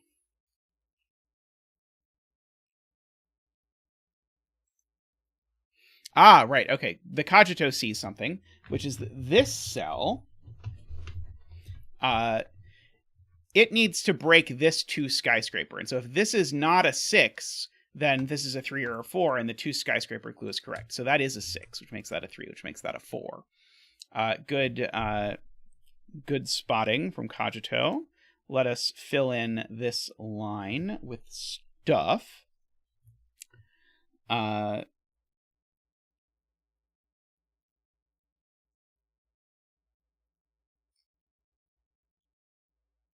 necessarily a problem.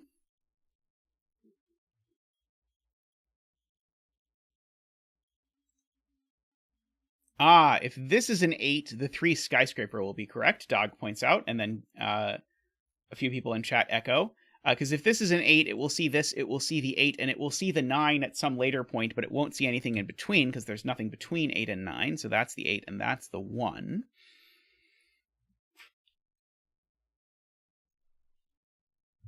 Good.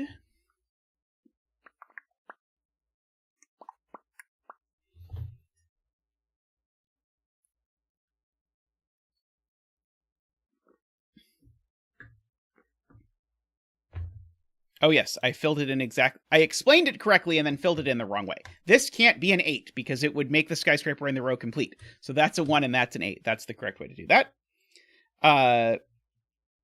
Yep. So 8 is in one of these two cells.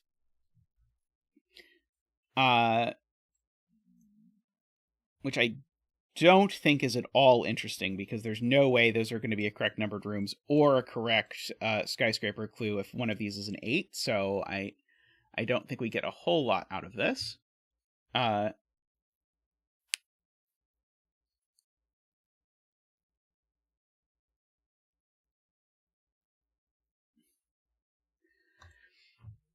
Garion notices this can't be a 7 because if it's a 7, the skyscrapers seen are these. So this can't be the 7. It's interesting that that's relevant.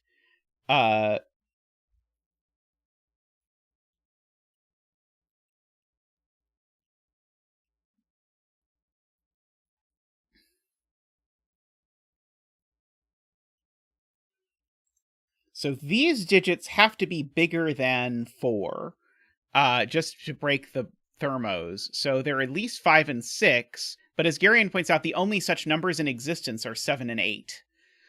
So these are actually a 7-8 pair. That's sweet. And so actually that's the 7, just by Sudoku and nothing else. Very good. So here we can pencil mark all of these.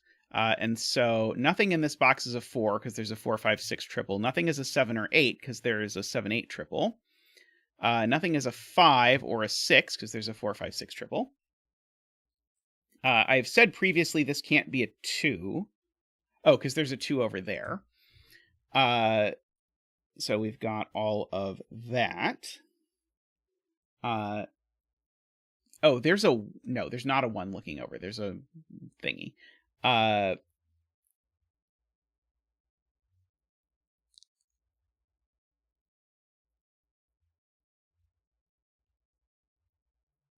Okay, so now if this is a 6, several people are pointing out. If this is a 6, now we see 1, 3, 6, 8, 9, and it's right. So I need to actually see the 6 so that this becomes a 6. That is a 6 for whatever that is worth. Thank you, Sven. And thank you to Philippe for pointing out that Sven was giving me a tip. Oh, there's a 1 and a 2 in these cells just by Sudoku. So these cells are a 1, 2, 8 triple. Because 1 and 2 are just placed there along with the 8s. So we know what these digits are. Which is that they are not 7 or 4. These are 3, 5, and 6. So we know what these digits are now. So these digits are not 3 or 5. And this one's not a... No, sorry, that one can be a 4. This is a white dot. White dots are fine. So those are a 4, 7 pair. Let's go ahead and mark these. These are from 3, 5, and 9. That's weird.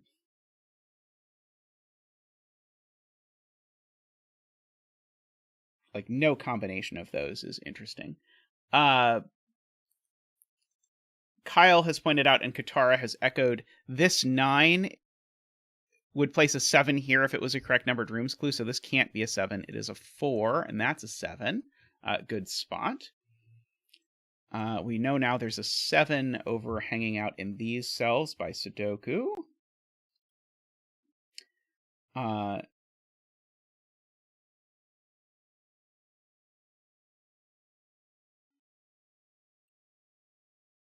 let's see. If one of these is a 1, there's a 5, like, exactly there. But it's sort of interesting to note that 5 is definitely in one of these cells, but I don't think I know anything about which one yet. Uh,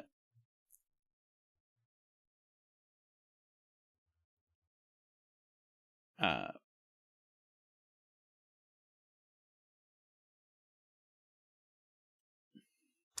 that's a good point from Sayori. This can't be a 7, because if this was a 7, I would definitely see the 8 before the 9, and it would be correct.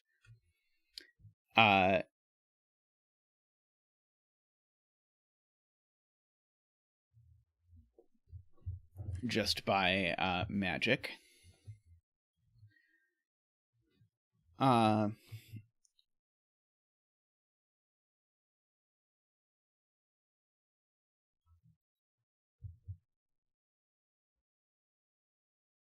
6 in row 7 is placed because of skyscraper.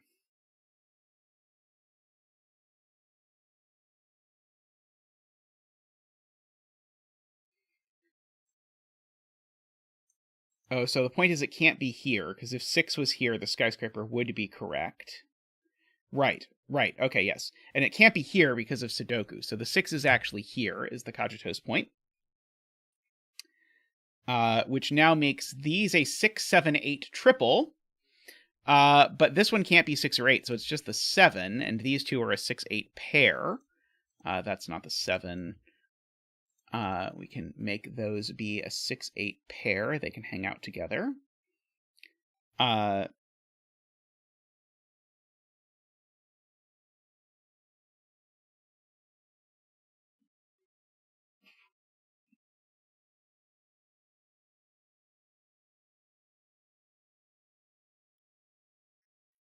5 in box 7, I'm being asked about. I think the 5 can still go in these cells, as far as I can tell, because I could still hide the 1 over here for now.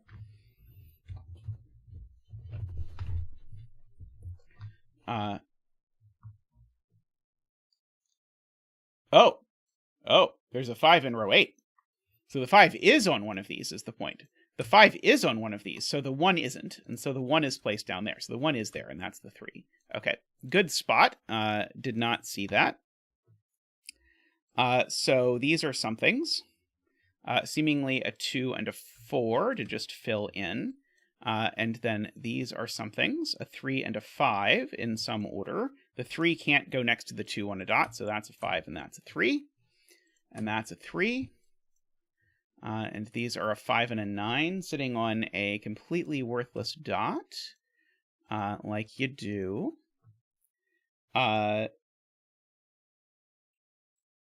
Okay, so let's mark all of these cells, because it might prove useful. So this can't be a 4, because it would work with any of those.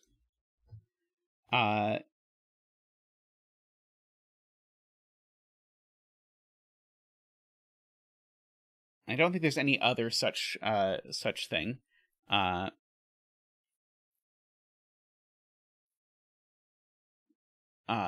That always works, nor up here do I think there's any combination that always works.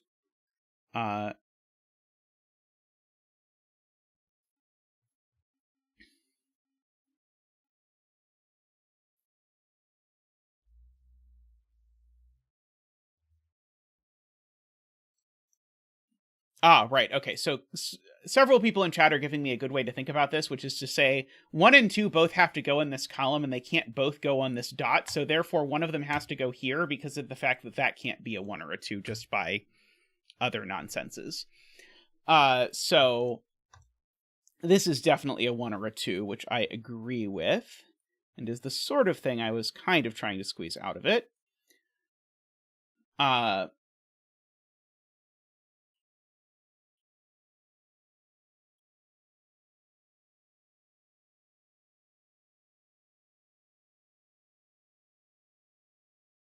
Ah, this can't be a 2 because of this numbered rooms clue up here. So that's 6, looks down here, making that a 1.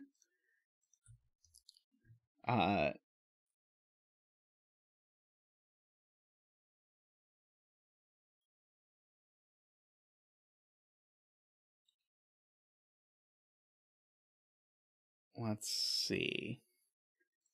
I'm just scanning to see if any of these are at some point relevant. Doesn't look like it to me. I know there's a 1 up here now, which I can't imagine is useful.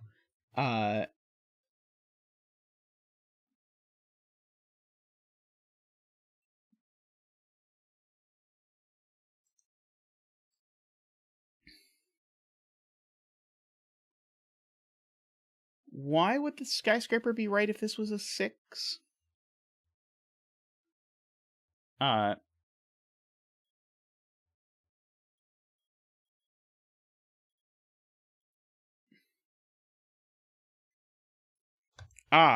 Yes, the fact that 3 was removed from this, Nicholas points out, means this can't be a 4 anymore.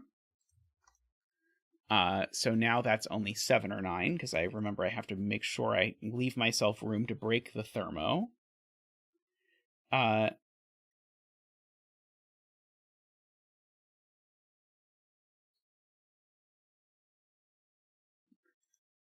Like, this can't be a 9, for example, because of that would make the skyscraper clue here correct. This can't be a 9 either, because it would make the sky... No, sorry, that's not a 3, that's a 5. Never mind.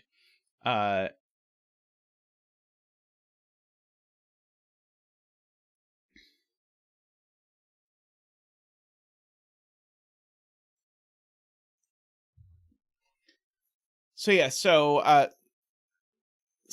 and 8, this is being pointed out by AFK in chat. 6 and 8 go in these 4 cells within this box, but they can't both go here, so one of them goes here. So I'm probably trying to make the world's most bizarre virtual quintuple by using the fact that I know that one of these cells is a 6 or 8.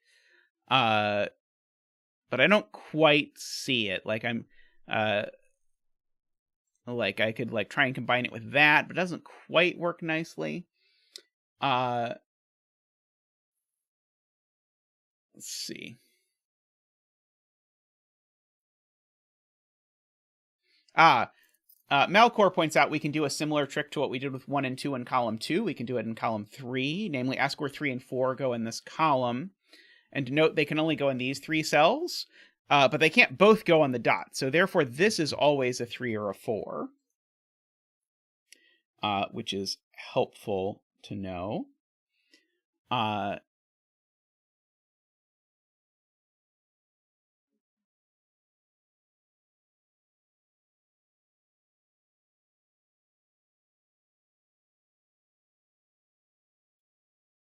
So I'm noticing this pair can't be a 6-8 exactly, because if this were 6-8 exactly, it would break this.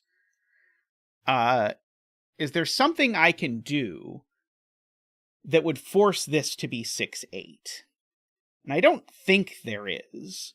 But I'm studying the possibility because it looks enticing to disprove that this is 6-8, because it's so, like, this clue is here so, like, so specifically so that this being 6-8 would exactly break, but I do not think that it does anything. Yeah,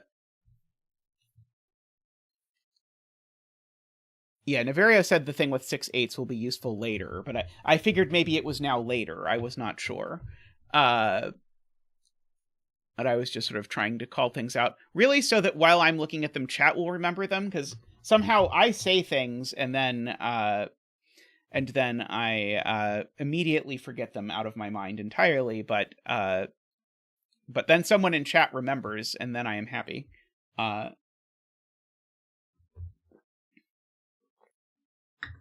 So one of these is 3-4. Is there any chance that one of these being 3-4 does something interesting, or the fact that one of these is 3-4 does something interesting with this stuff down below? And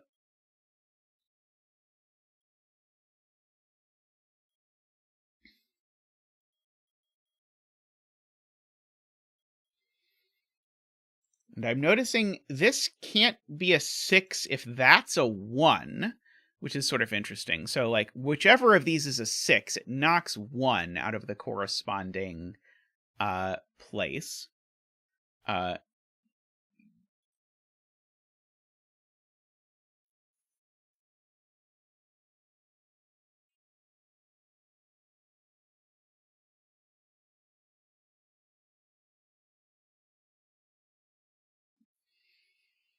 So I'm noticing I have most of a 2, 3, 4 quadruple in row 1, or sorry, in row 4. I can't have both of my 2 and 3 on here. So there's at least 1, 2, 3 in here. Is there a reason I can't hide the 2, 3 over in one of these 2 cells? I don't immediately think so, but maybe there is. Ah, row 7. Ambrose points out. Wait, I don't think this does anything. I think that's the 7th cell. Oh no, this one. Sorry, this one. This numbered rooms clue says that can't be a 2. Other side, yeah. So this is only a 1 or a 9.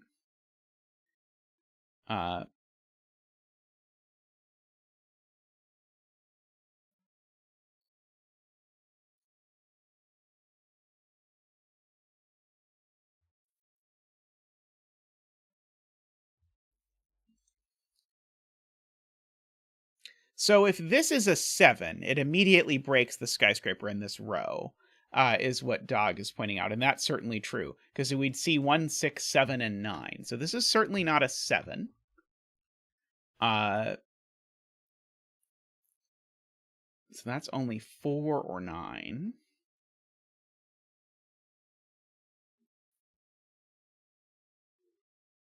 Sadly, I don't think I can quite... Oh, no, I can. That can't be a 9 for the same reason. If that's a 9, it makes that a 7, and I see exactly the same things. So there is no 9 back there. So this is only a 4 or a 7. That's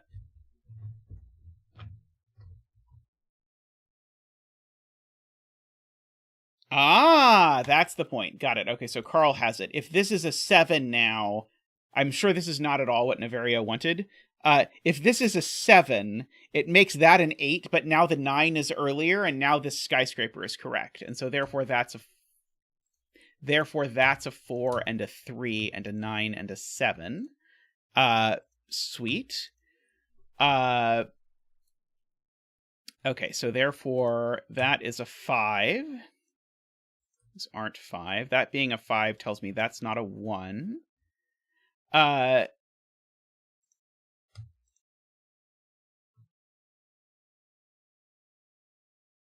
Really?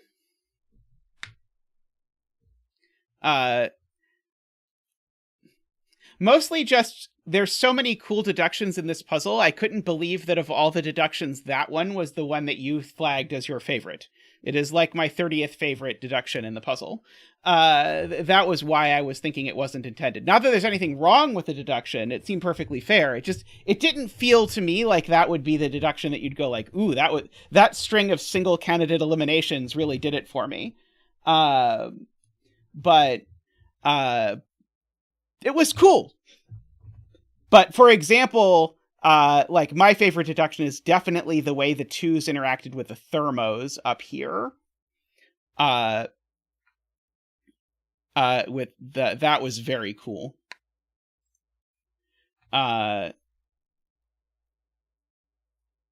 Okay. So now I have to like re-put together what I knew about what was going over down here. I don't know.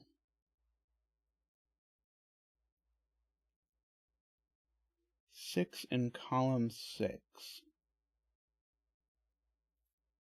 Ah, 6 in column 6 now is definitely on the quad. Good spot to Carl. So 8 is not on the quad, so therefore 8 is over here somewhere. Because there's an 8 there, which makes this a 7 and an 8. Very well spotted to Carl there. So that is not an 8 anymore.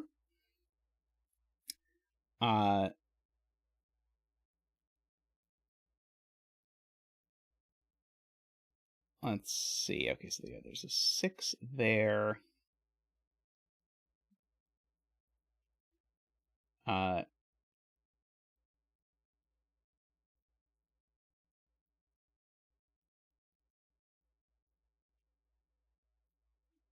Uh,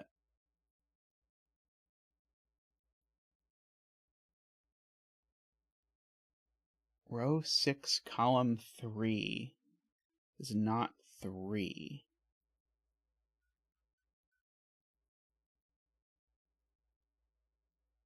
I don't think I see it yet.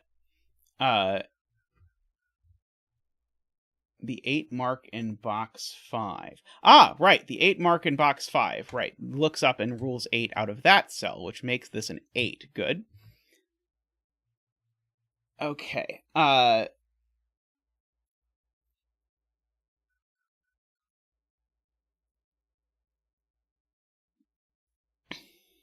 Okay, so 9 in this column. I can't put it there because it would make that 2 skyscraper, correct? I can't put it there because there's already a 9 in the row. So one of these two is going to be a 9. Box 7 first.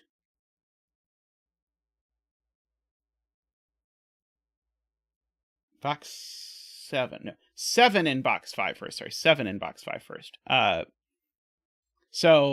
the point. So the 7, just Sudoku logically, is placed on top of the 6. So these two are a 6-7 pair. And so now the point is, now 9 can't go here. 9's not 6 or 7, so therefore that's a 9. Oops. Therefore that's a 9, a 1, and a 2. Beautiful. 1, 2, 1.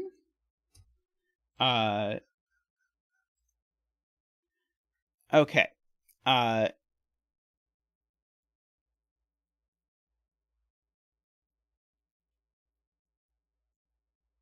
And so now, Sayori claims if this is a 6, it makes the skyscraper clue correct. Right, because the point is if this is a 6, the only things I can see are 7, 8, and 9, but I definitely get to the 8 before I see the 7, so this can't be a 6. It must be an 8, and that must be a 6. So that's an 8, a 7, and a 6, a 5, and a 7. Good spot to Sayori there.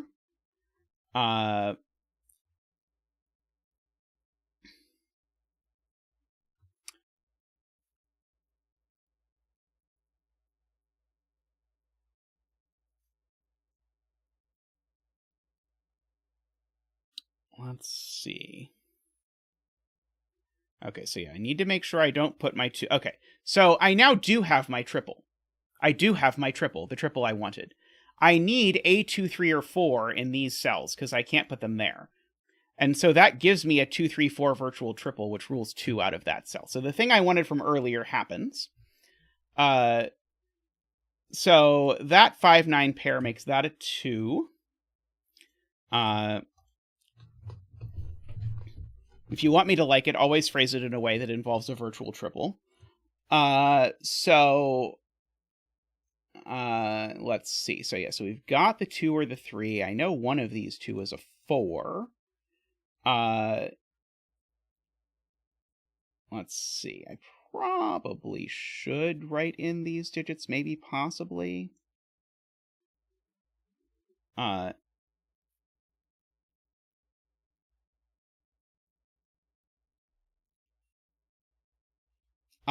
Right. Okay, so now, if this digit is not a 9, Dog points out, we now have a 3 skyscraper reading left to right. Because we would see the 6, the 8, and the 9, which would go there. because 9 can't go there. So that has to be the 9, which makes that the 5 and the 9 and the 5, possibly making my virtual triple deduction worthless, but we're going to go with it anyway and claim that it was beautiful.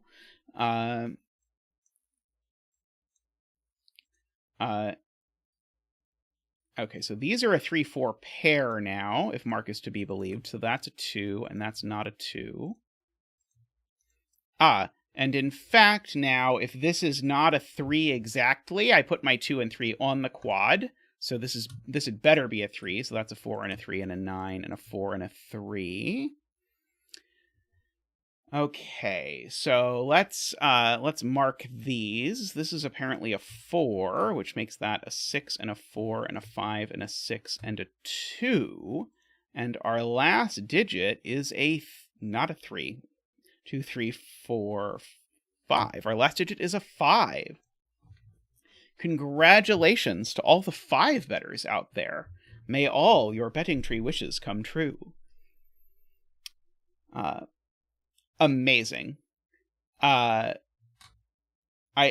think I am prepared to say that this is my favorite Niverio puzzle of all time. I really enjoyed that. That was amazing, amazingly crafted from start to finish in a very satisfying way, and the way that things sort of kept popping up. I do think this is probably a better stream puzzle. I think there's a chance if Simon did this, it would be 2.5 hours long because of scanning for the numbered rooms clue that breaks or whatever might be painful. But I loved this puzzle. This was amazing, and it was a fantastic stream puzzle. So thank you very much, Niverio, for making that. I was obviously going to be a sucker for this, for doing this. But yeah, I think this was the perfect stream puzzle, and just chef's kiss brilliant. All right. I am going to take a quick break, but I will be back in a little bit with another puzzle. So see you all shortly.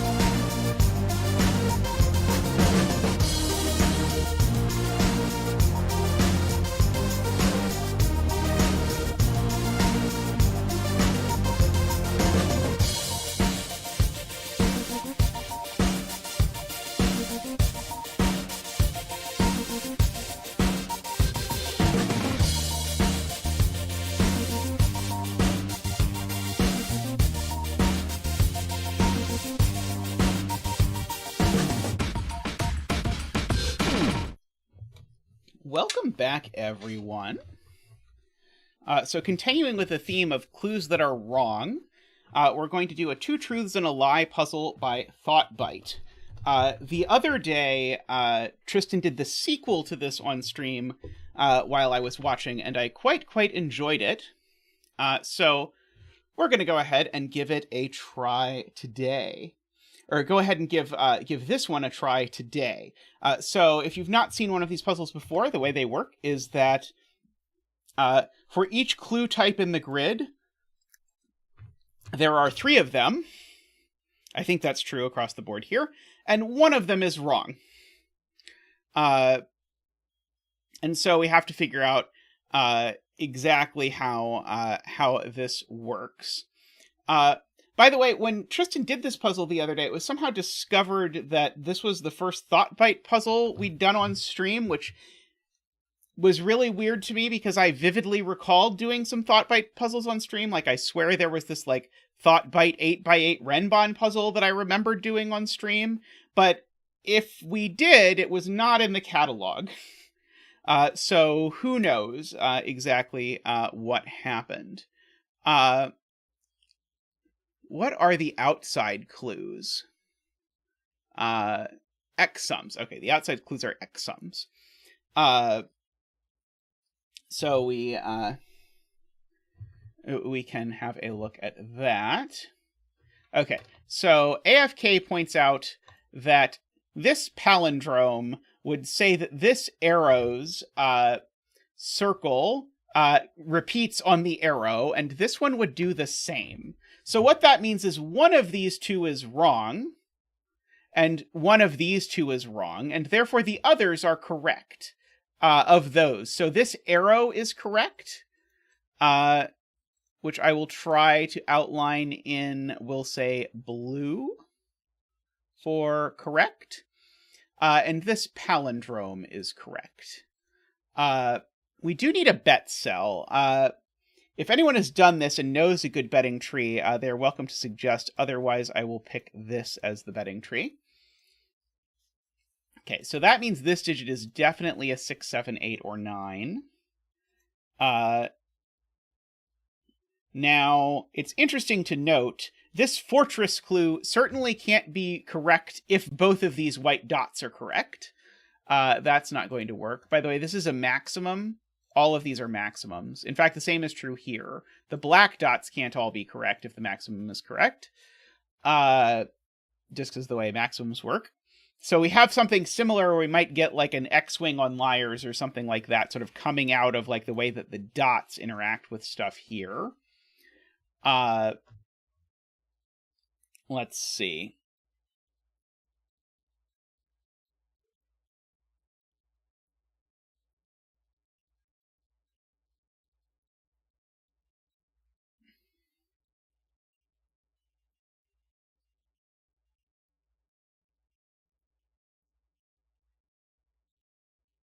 Yeah, so there's no way, right? There's no way to make these both work with the arrow, because at most I could go down by 2, and therefore I'd need these 2 cells to sum to at most 2, but that's just not going to work.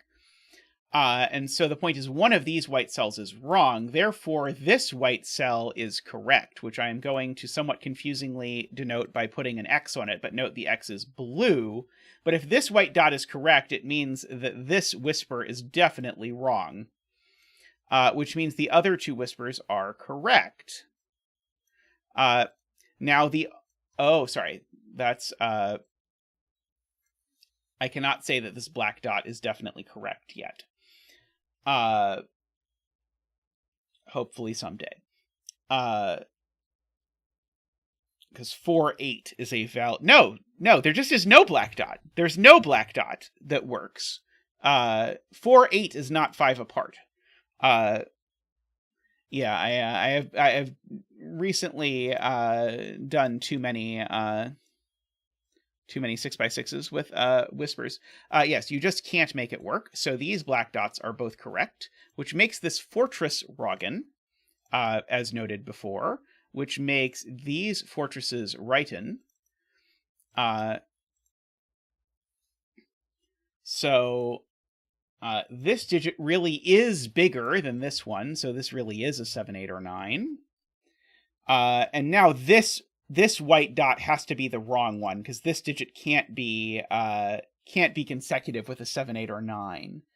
I mean, talk to Sven, Niverio. There's no option other than marking things with X. If I could mark things with circles, that would be great. But sadly, that is not the world we live in. So, oops, sorry, not that. So this, oops, sorry, not that. This white dot is wrong. This white dot is righten. Now this 12 X sum clue is definitely bonked, because of what it would mean to add these two in the sum, and I'm certainly not doing it in 2. So that X sum is wrong. I'm just going to put a red X... Actually, oh, sorry, I'm going to put the red X there. Perfect. And put the blue X there and the blue X there. So this one can only be 3 or 4, but remember these black dots are both right. So this must be a 4, 2, 1, and a 5.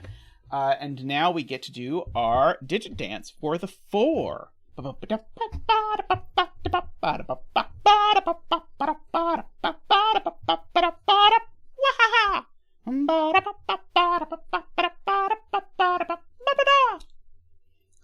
Thank you, Zach. Thank you.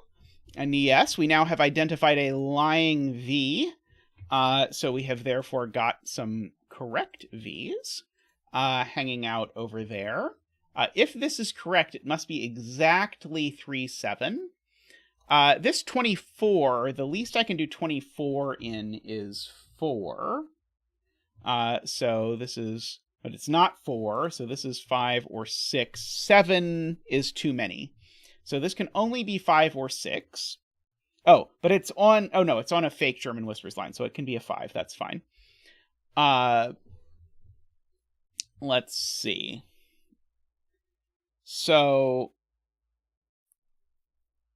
I should maybe think about what's in the rest of this column. So this is bigger than that digit. So this is itself a 6, 7, 8, or 9.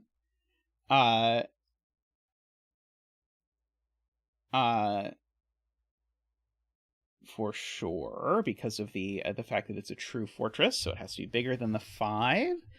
There's one more 6, 7, 8, 9 in the column, but who knows where it goes. Let's see. These Renbons are not really doing a lot so far. Makes me curious.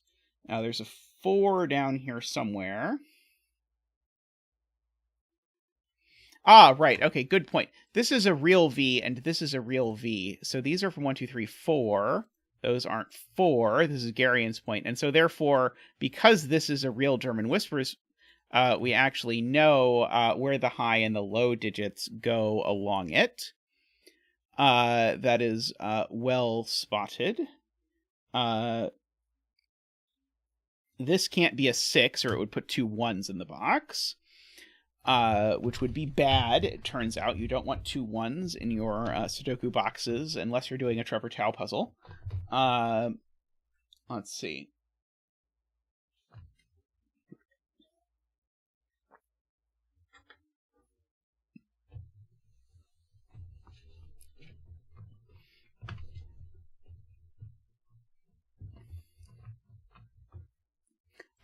We have a virtual quad of 1, 2, 3, 4 in this row.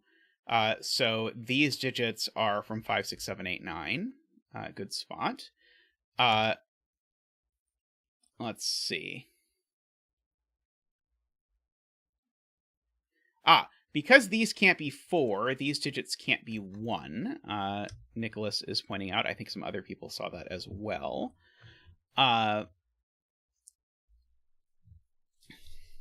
Let's see.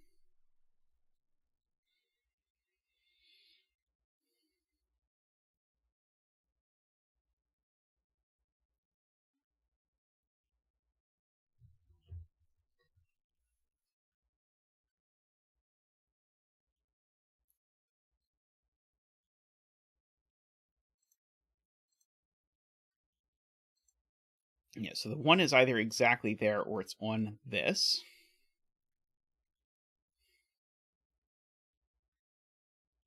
Why can't the arrow be 9? Someone was saying it had something to do with his fortress clue, but I didn't understand it, because the 9 in this box could just go in a corner, it seems to me. Oh, this fortress! Oh, the love of God, Zeta. Right. This fortress is correct. Therefore, this is not a 9. Trying to okay, so therefore yes, so this arrow is not a 9, so therefore that's not a 1, and therefore there is a 1 over on here, which is the most useless thing that you can possibly deduce. But what are you going to do?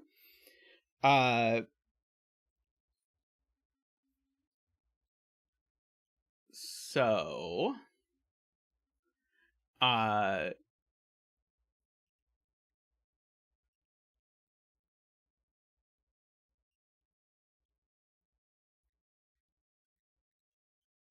okay, so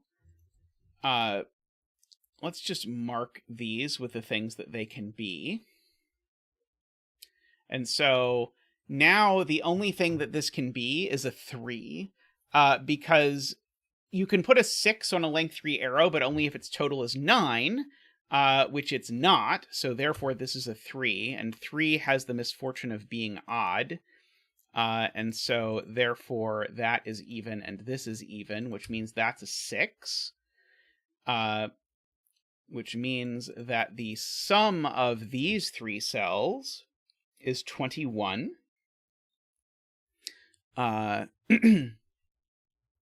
Which is interesting. So that's not a 3, that's not a 3. I do, of course, know that one of these is a 1 now. So there's a 1 up here somewhere. Oh, right. This is this digit is really genuinely consecutive with 6, and it's not a 5, so it's a 7.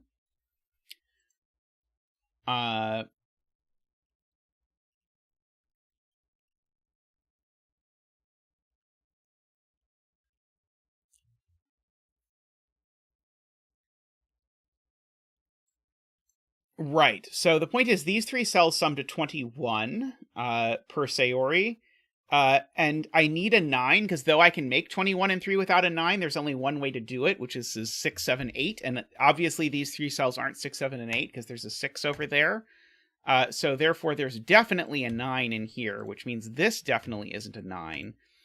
This can't be a 9 or an 8 even.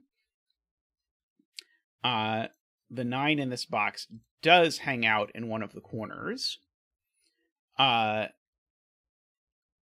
And in fact, now actually there's only one place for 9 in the column, which makes that an 8, which makes that a 7 and a 6. Just ba-bam, ba-bam, ba-bam, ba-bam. And so 8 and 9 now live in these extremities of this box, which is the sort of thing that sounded useful until it wasn't.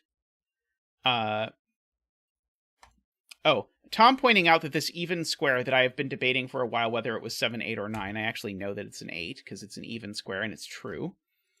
Yeah, I'm surprised chat didn't see that one, actually, but I guess you all can't see everything. The 8 can't go next to a 4. So I know what these digits are now, because 8 plus 9 is 17. So these are a 4 and a 9. To make 18, or sorry, to make 21, like I am supposed to do. Okay, so now this circle, oh no, this circle isn't necessarily, okay, let's see if we can make this circle work. Because this circle now is at most 5, and so the question is, can I get this arrow to sum to 5 or less? And the answer is no, because these sum to a minimum of 2, 3. And then so this would need to be a minimum of 6. It can't be. So this arrow is wrong. 8 and 4 are only 4 apart, and this is a whisper line, although it looks blue. But it looks blue because I was just marking it as correct fuchsia. So this is the wrong arrow. So this is the right arrow. And so this is the right palindrome. And this is the wrong palindrome. Okay. So,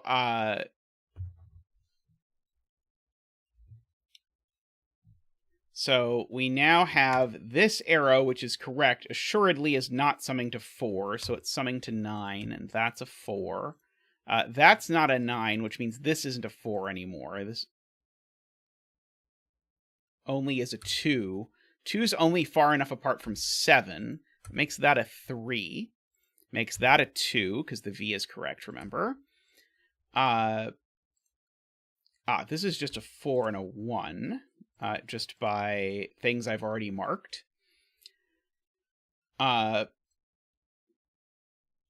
So there's a 1 in here, so it's either 1, 6 or 1, 9. So it just because of digits that are left over. So these are certainly from 1, 6, 9. That's definitely not the 6. Okay.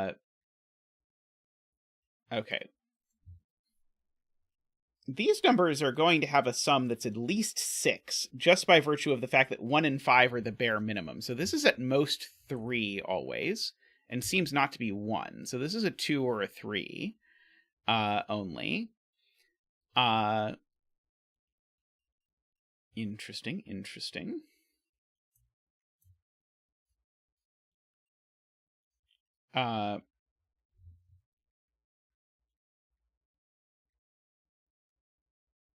So yeah, so if there's no 1 on this arrow, we're screwed, because if there's no 1 in these two cells, then these are a minimum of 11.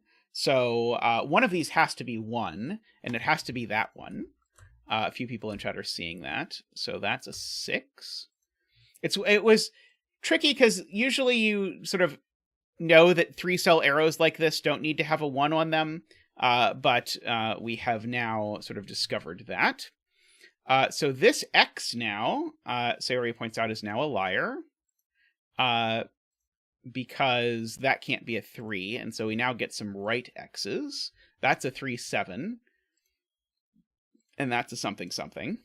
So there's a 3, 7. This is the something, something. So this is a 1, 6, or 9. 9 would go with a 1 on the other side. That's not going to work. 6 would go with a 4 on the other side. That's not going to work. So therefore, that's a 1 and a 9. That's a 9. So we've got that. This is a 2 or a 3 only. These digits aren't 9. Let's see. If this were 9, it would be reflected there across the palindrome, which would be bad. So actually, that's the 9. That 8 getting reflected is unfortunately not quite such a big deal.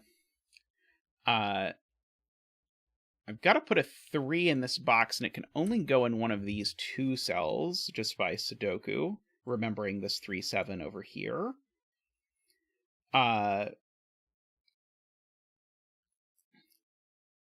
Let's see. I'm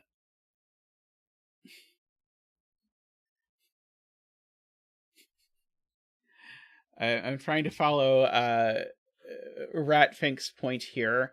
And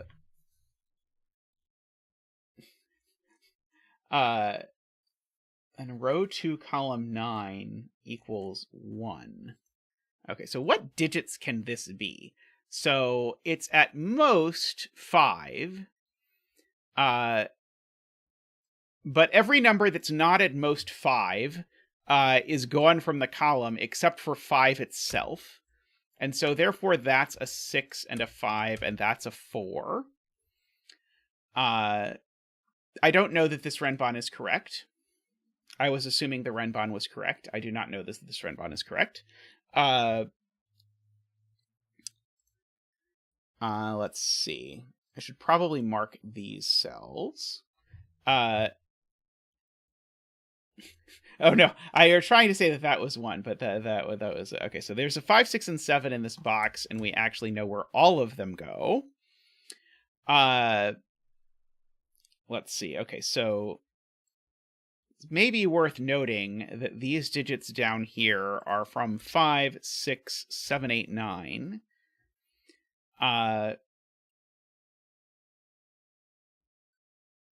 I'd love to know that this just can't be 7, 8, 9 no matter what, but I don't think I do yet know that. these are just a pair. I should probably fill in my pair. These are just a 3-8 pair, so these are not 3 or 8. So these 3 are some other things that do not include a 3, so that's a 1 and a 2 and a 4, and that's a 4 because this is a genuine palindromy goodness thing. These are a pair. Actually, we're just going to fill in both of these pairs. Some 3-5 action and some 2-8 action. This is a 3 or a 5 itself now, because again, the palindrome is correct. This digit is the same as itself by virtue of the palindrome. Let's see.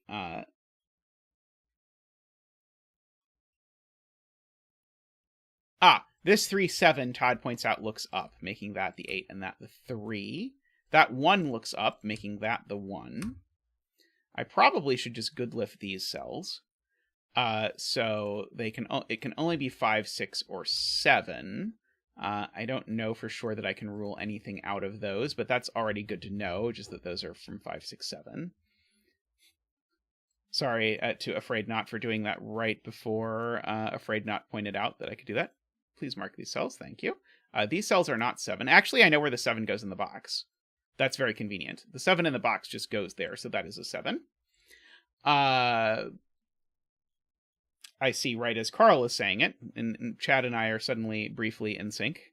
It will not last long, fear not. One of these is a 4, so the other 5, 6 in the column definitely goes down here.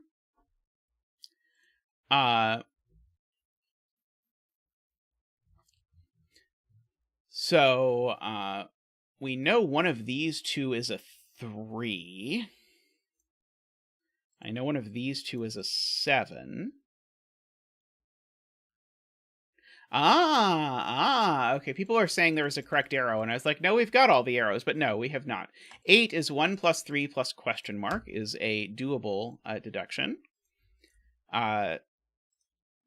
God, so many times when I do arrow puzzles, I just I think I have used all the clues, but actually I have left something exactly like that in the grid.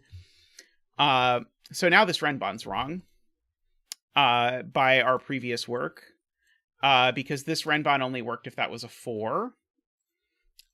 So therefore, these Renbon are righten, as you say.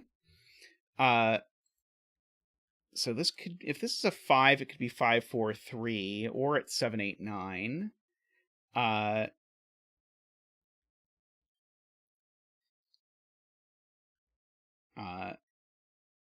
There's definitely a 5 down here. Oh, 4 in box 9 is here. That's very helpful to notice. Thank you, chat. So 4 is placed there. So now if this is a 5, it needs a 4 and can't have it. So therefore, this is a 7, 8, 9 Renbon. And therefore, that's a 5, because we've got a 7, 8, 9 quad.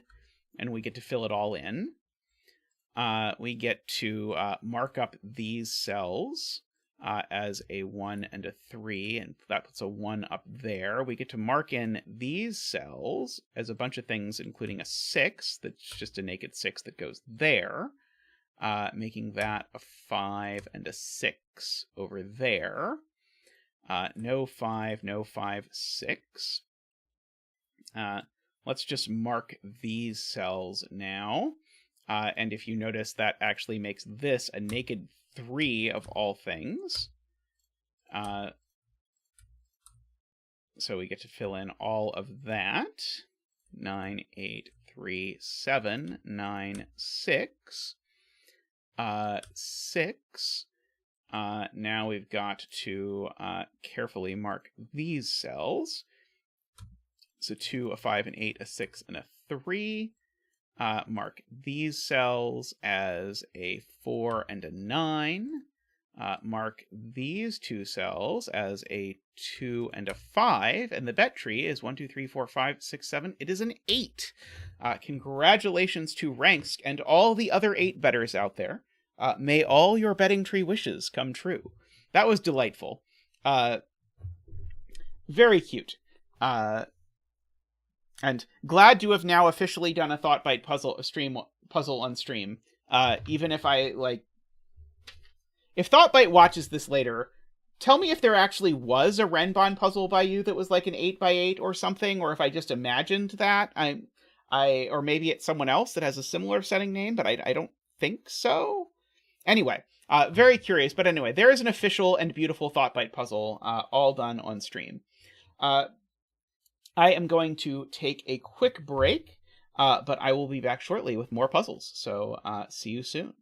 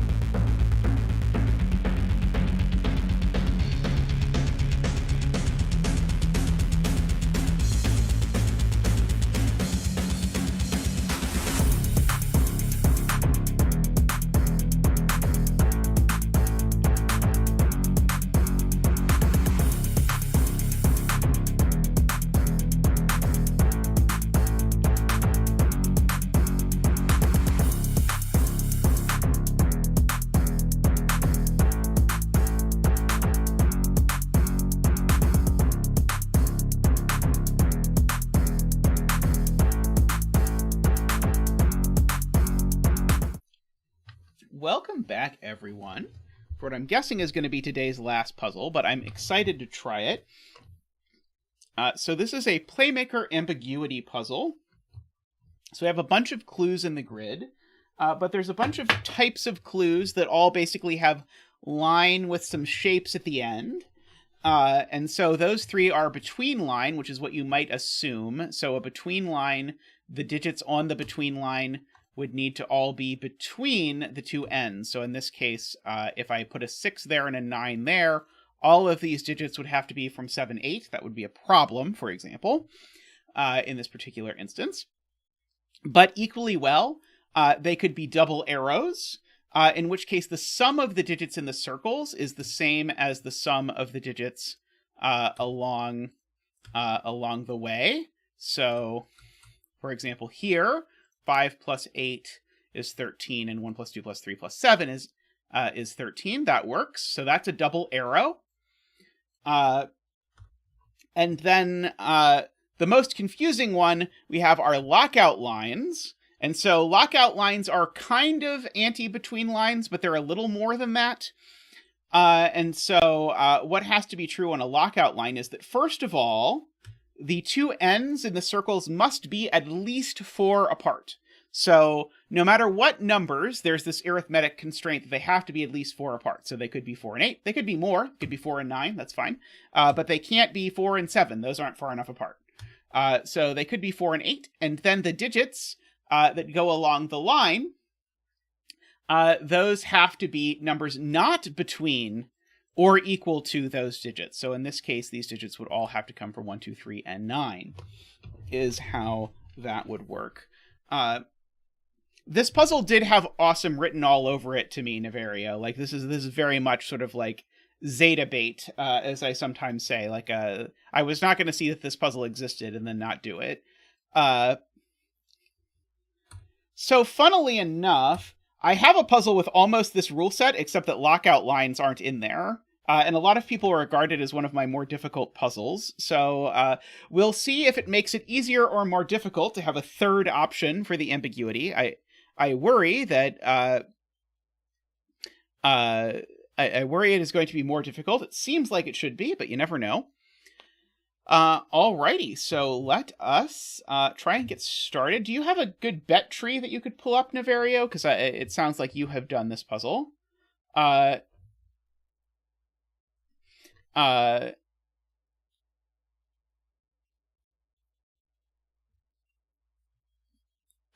I was noting in the example that this could just be a lockout line. You'd have to consume all the digits.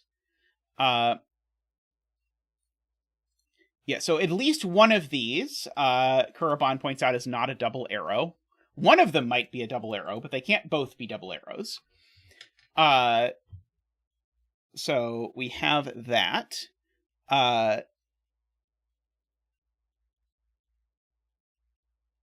Let's see. This line has some interesting geometry to it. Like, if this is a between line, then I've got some trouble putting digits in here. But that strikes me as it's more likely going to be a between line because of that. I don't think there's any reason why two lines have to be the same color just because they come from the same circle. So, like, that could be one thing and that could be another. I think that's totally fine.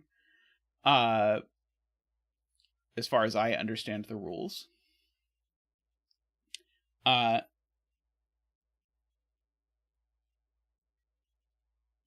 Yeah, this cannot be a lockout line. That's true.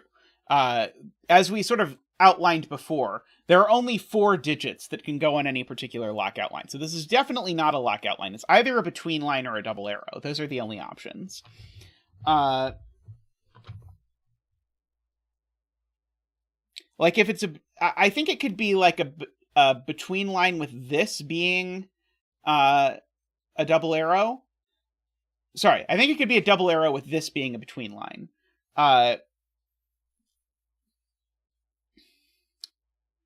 But actually, the point is, regardless of, because this is not a lockout line. Normally you can repeat circles on a double arrow, but you can't here. This circle could never go on this line if it's a double arrow, because then you'd be saying this digit was the sum of 4 of these digits, and that's not possible. So in fact, this digit, I'm going to make it yellow. It goes in one of these two places. I'm going to use the better gray. And this digit, I'm going to make it blue. It goes in one of these two places. Now, I have to think about whether these things could actually ever go there. And I think the answer is no. I just have to go through the 3 cases. So if this is a lockout line, I'm not allowed to repeat. If it's a between line, I'm not allowed to repeat. And if it's a double arrow, well, then we're saying this digit's the sum of these two, so it's certainly not equal to any of them. So through a confluence of things, actually we get our authentic clones sort of sitting in here. And now that's huge, because it tells me yellow shows up on this line somewhere. That tells me this is never a between line, because yellow shows up in one of these 3 cells. And this being a between line would therefore be a nightmare. Oh, this can't be a lockout line either, for the same reason. You're not allowed to repeat this digit and a diamond on a lockout line. So this is actually this is a straight up double arrow. For sure, we now know. Because of that, that's cool. And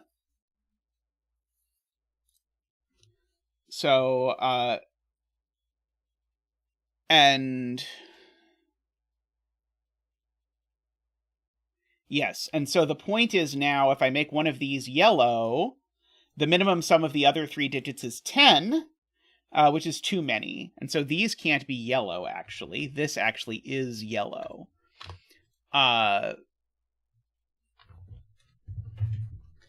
Fun.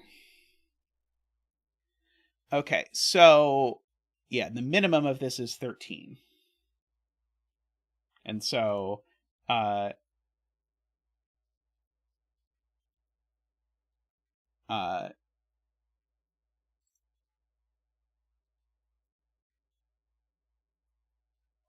okay, so yeah, so the minimum this could be would be 13. But remember, it's double yellow, so it's not going to be 13. If it was 14, this would be a 7, but that would repeat the 7. So these are only from 8 or 9. So yellow is only 8 or 9. There's no question about that.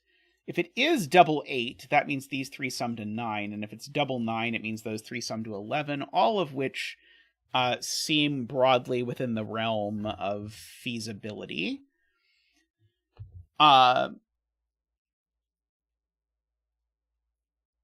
Let's see. So now, this can only be a double arrow in the exact case that this is a 1, and that's an 8. Otherwise, this can't be a double arrow. But that, unfortunately, works with this being a between line, so there's some chance of that. Oh, but now neither of these can be double arrows. Because of that exact same reason, but applied over here instead. If either of these were double arrows, I'd need that to be an 8 with a 1 here, which I cannot do. So these are not double arrows. They are either between lines or lockout lines. Of course, I would rather they be between lines, but it's possible it's one of each.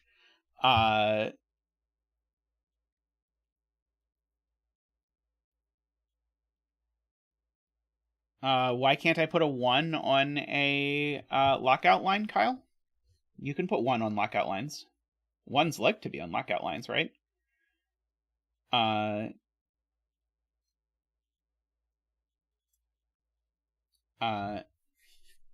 We'll just, for this puzzle, we will just agree that 1s are not allowed to go on lockout lines. That would make sense. We can do that. It'll make the puzzle easier. Or a lot harder. One of those. Let's see. So yeah, so the 1 is getting a little bit restricted. Is there... I don't get too big if I don't make this a 1, right? No, because I could do 2, 3, 4. That gets me even to double 8, so that's possible.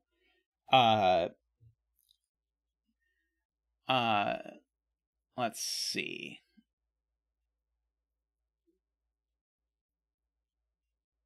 Okay.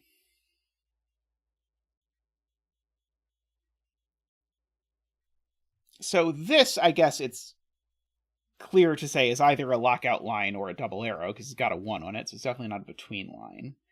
But I don't know that I can think of any interesting sort of commonalities between there. This 4 is kind of interesting, but only a little. How big can this be? I think actually I'm going to rule out that this is a double arrow, because I think this I think this can't be large enough to make this a double arrow. That's my prediction. So what's the largest this can be? If it's a lockout line, then the largest it can be is 4. And it can't even be 4. Sorry, it could be 5. It could be 5. But if it's a between line, I still have to go at most 6. So this digit's certainly at most 6, regardless of what these lines are.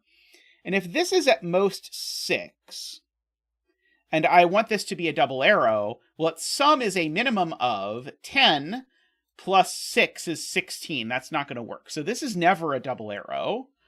Oh, even 6 doesn't work. It doesn't matter, but even 6 doesn't work because I can't put 7 and 8 on these lines because of that. So this is not a double arrow. And if this is not a double arrow, it's either a between line or a lockout line, but it has a 4 on it. If this were a 4 on a lockout line, that would have to be a 9. No, sorry, this could be an 8. And these would be a 1, 2, 3, 9 triple.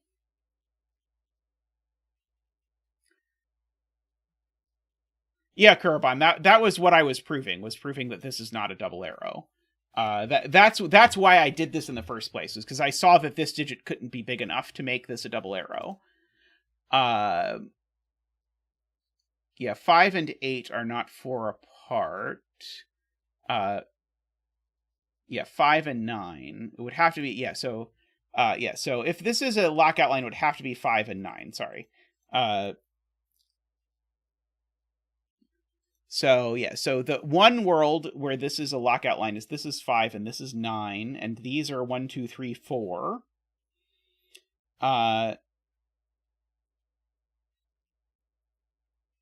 Ooh, that makes this really... No, not necessarily. This could just be a double arrow. It would be fine.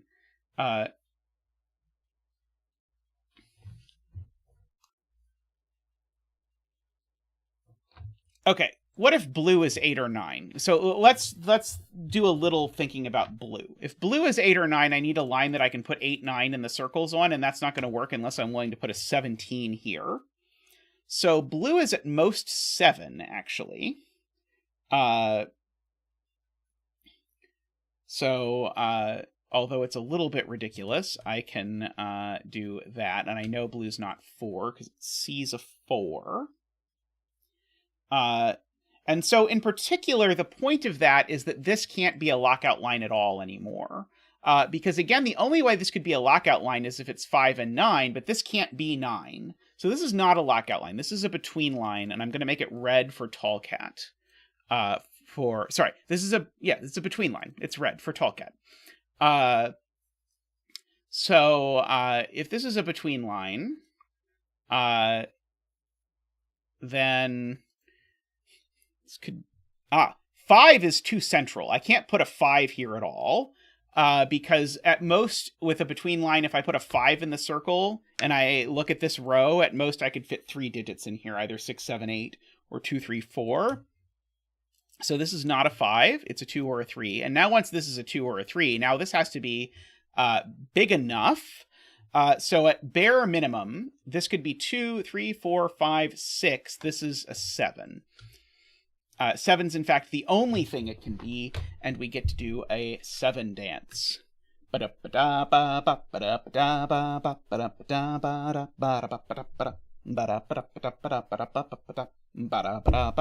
Woo! Woo! Thank you, Zach. Thank you. Much appreciated. And so that did indeed force a 2 over here, which means that these digits are indeed 3, 4, 5, 6 exactly. Those aren't the 4s, of course. Which means that these digits are the rest of the things. They are not 3, 4, 5, or 6. They are from 1, 2, 8, 9. Fascinatingly enough. Now, we were debating what this line was between... We knew it was not a lockout line, so it was either a between line or a double arrow. Well, now it's definitely not a between line. So now it is a double arrow. And so... oh, and blue is 7. Let's not forget that blue is 7. That's probably a good thing to remember. And now, in fact, if yellow is 8, what on earth is going on here? And the answer is nothing. So, in fact, yellow is 9, and this is 8. And these digits sum to 16, so they're 1, 2, 3, 4, 6. That's not a 1 or 2, that's not a 4, this is a naked single 5.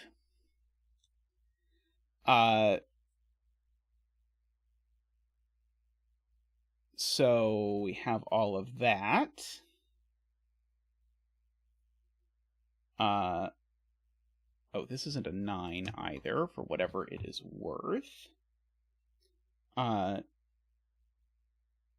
Let's see. Okay, so these digits I know sum to 18. So I could ask myself what the minimum sum of these digits is, if that's true. So these digits together sum to a minimum of 28, because there's 7 digits in the Sudoku grid. And so, since those sum to 18, that means these sum to at least 10. That means these two sum to at most 6. Did I do that right? Let's do that again. Okay, so these 7 cells sum to at least 28. These sum to exactly 18, so these sum to at least 10, but the whole line sums to 16, so these two sum to at most 6. So there's certainly no 6 living on this line. And so we certainly get a 6 corner marked up here. Sure. For whatever that is good for.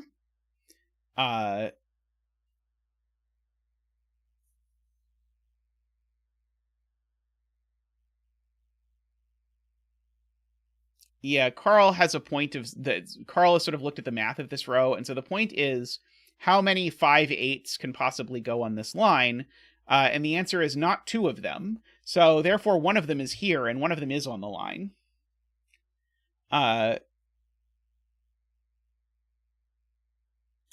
Sayori points out this can't be a 3 because that would make that a 4, and then these would sum to 7. And that's not going to work either. So that's a 1 or a 2.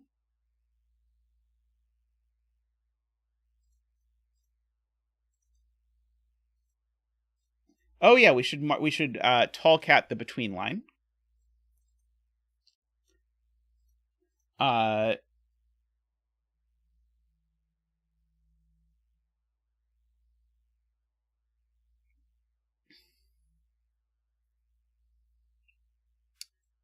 Okay, so here's a new, more elegant phrasing of this from some collective in chat. Where does 8 go in row 1? If 8 goes on this line, then that means that this line must be 8, 7, 1, 2. But then where do 1, 2 go in this box? And the answer is both of them now go there, which does not work. So that means this, in fact, literally is an 8.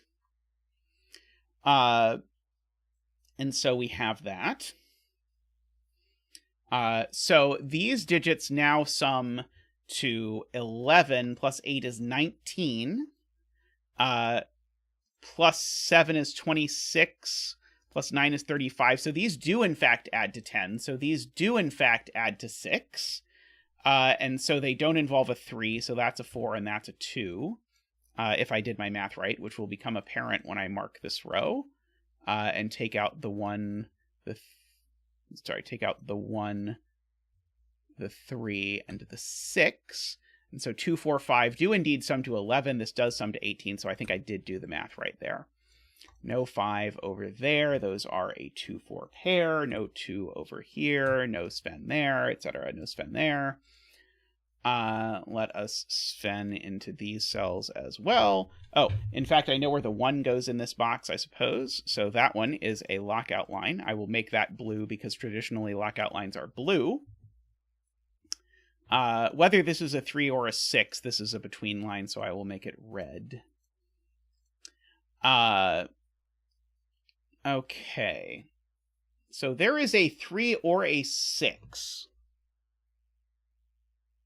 on this line, because I have 3, 6 left to place in this row.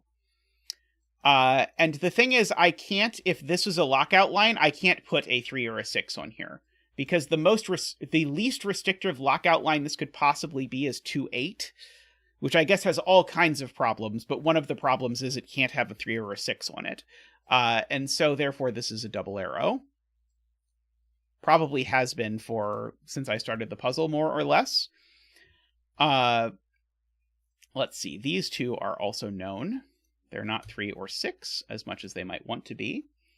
So what is the minimal sum here of this line? Is 3 and 6 is 9, and 1 and 5 is 15. So the minimum sum of this line is 15, so I'd better not put a 2 here, and I'd better not put a 1 or a 2 there either. So that's a 1, and that's a 2, and that's a 4, and that's a 2, and that's not an 8. It's not a 1. I find a lot of puzzles I set have this sort of feeling where we haven't really looked at the bottom of the grid at all, but we've filled in almost all of the digits up here. I feel like I end up doing that a lot. Okay, so these need to sum to 16, is the point. So if this is a 5, I would need these two to sum to 11, which would be 3 and 8. And if this is a 7, I would need these two to sum to 9, which would be 3 and 6. So I think what I said is there's always a 3 up here. Oh, sorry. 3 and 6 isn't possible. It breaks that cell. So if this is a 7, I need these two to add to 9, and I can't because they can't be 3 and 6.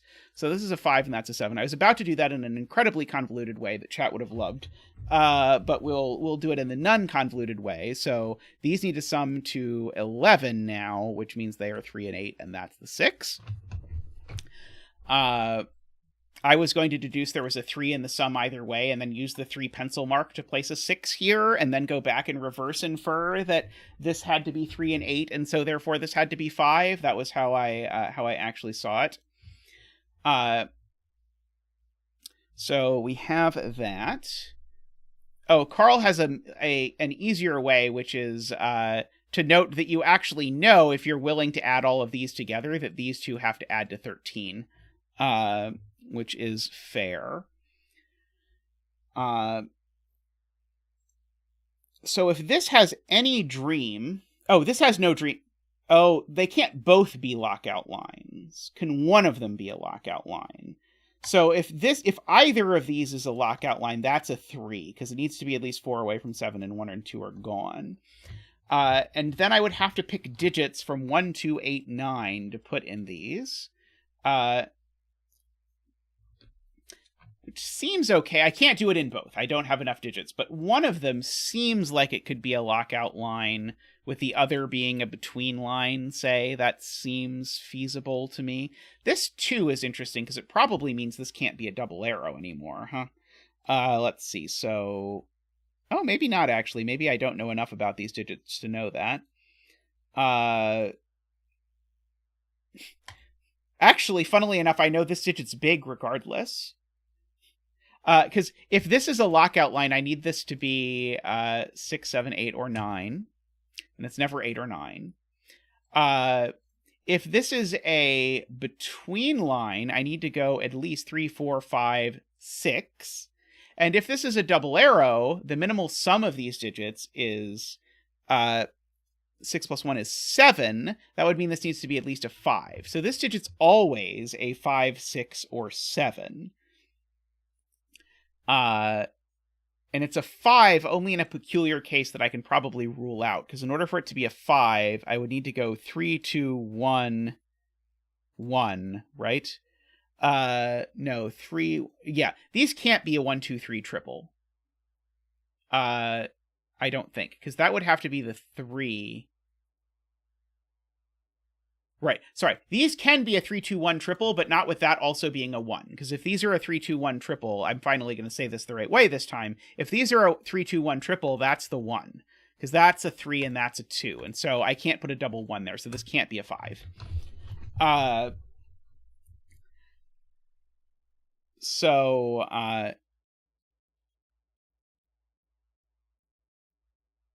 yeah, so we get, this is a 6 or a 7, funnily enough, without, literally by considering all 3 line types, we get that this is a 6 or a 7, which is funny to me. I might as well go ahead and corner mark the 7 that I've had sort of free to corner mark for a long time.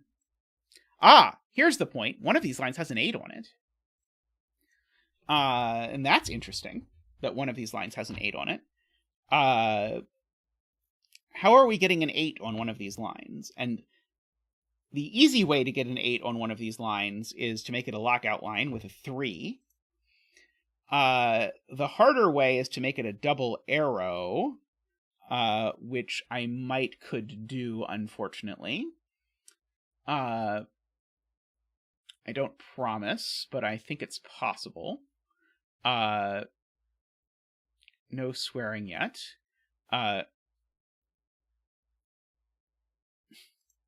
Garion points out I can still make both of these double arrows by making this a 7 and make them both add to 16.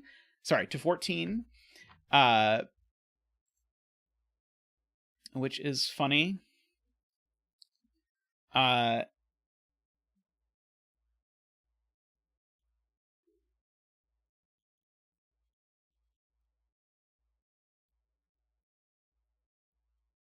See, Todd says this can't be a lockout line. So if this were, say, 2, 6, these would have to be from 1, 2, 7, 8, 9. No, sorry, they'd have to be from 1, 7, 8, 9. That would be a 1. These would both be from 7, 8, 9. That would be from... Oh, right. Both of these would be 1. So here's Todd's point. I don't think it gets us so much as a pencil mark, but it is cool. If this is a lockout line, then all of these digits are from 1, 2, 7, 8, 9. But these see 7, 8, and 9, so they would be a double 1, which would be a huge problem. So this is not actually a lockout line. It's either a between line or a double arrow. And so that means these digits have to be pretty small, because if it's a between line, these digits can't get bigger than 6 ever. And if it's a double arrow, it's even more restrictive than that, I believe, because if it's a double arrow, it's summing to at most 9. I can't even get as high as 6. So these numbers here are certainly always from 1, 2, 3, 4, 5, 6. So this is not 1, 2, or 5. This is not 4. This is not 2 or 4. This is not 2 or 4. So I know these numbers are always small, and I'm working my way up to some sort of heinous sextuple going on here. And Garion spots a way to make my heinous sextuple a little better, which is to note, where do 8 and 9 go in this box? They go exactly there. So no 8 over there. Oh, and where do 1 and 2 go in this box now? Only here and here. So I now get a 1-2 pair as well. Going on in this box. Okay, this digit and this digit are the same digit, so there's certainly, so this digit's not a 5, for whatever that is worth. Probably not a whole lot, if I'm being completely honest, but you never know. And now, that cell, Garion points out, tells me the nature of this line. Namely, this line has now ceased to be able to be a between line. Because this 1 or 2 is never between 2 and 6 or 7. So this is now, my babies, a double arrow. Okay, and so now Now I've got to think, what's the bare minimum I could make? I could make these sum to 4. And if I do these, I can't also make these sum to 4. So actually, although these min 4, they can't both be min 4, which means the min's actually 9, which means this is a 7 for sure. It also was the only place in the box that was able to be a 7, but we'll pretend that wasn't the case and go on with our lives. Now, if any of these are a 6, I force 3 digits to add to 3, and those digits can't all be 1 no matter what I do, so that's okay. So we have this collection of stuff. Now this isn't a 6 anymore, for whatever that is worth. What if one of these is a 5? If one of these is a 5, yeah, this could be 1, 3, and that would work. Yeah, it's probably all fine. So, very good spot from Josh. 7 in box 8. That's a sweet snipe. 7 in box 8. 7 normally could repeat on a double arrow, but the problem is if this is a double arrow and I repeat the 7, I also repeat this circle within the box. So, if this is a lockout line or between line, it can't have a 7 on it by definition. If it's a double arrow, it's a trickier deduction that I attribute to Jacob and Woofer as the first puzzle I saw that used it. But I couldn't put a 7 on this because then I would need to duplicate this. So that would be the 7. Very good spot to Josh there. I don't know if it's going to help or not. Let's see. J40 saying I did my math wrong. If this is 5 and 1, those add to 6. I would need these to add to 3, and they can't. Right. Okay, sorry. Completely correct. These do need to be 1 and 3, which makes that an 8 and that a 3. These sum to 4, so these need to add to 5, but that's very plausible in any combination that they wish to add to 5 in. I have a virtual 1-3 pair in this row, if you're into that sort of thing. So there's a 1...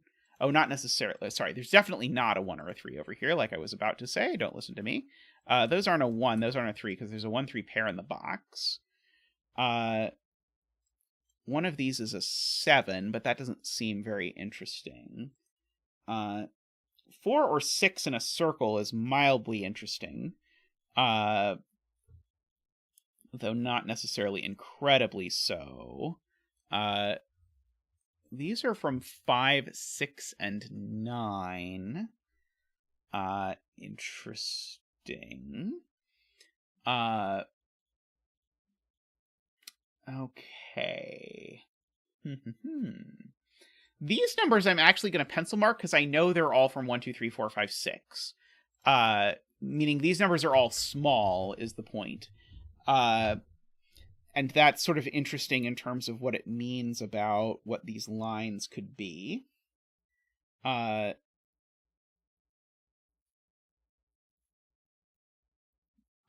that's a good point. From Martin, where does the other 8, 9 go in this column? The other 8, 9 in this column goes on this line. So therefore, this line is never a between line, because I can't shove enough things between 7 and 9. So this line is always either a double arrow or a lockout line. If it's a lockout line,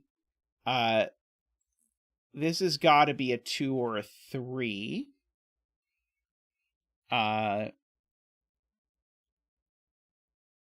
Which looks really bad with this circle, I'm going to be honest. I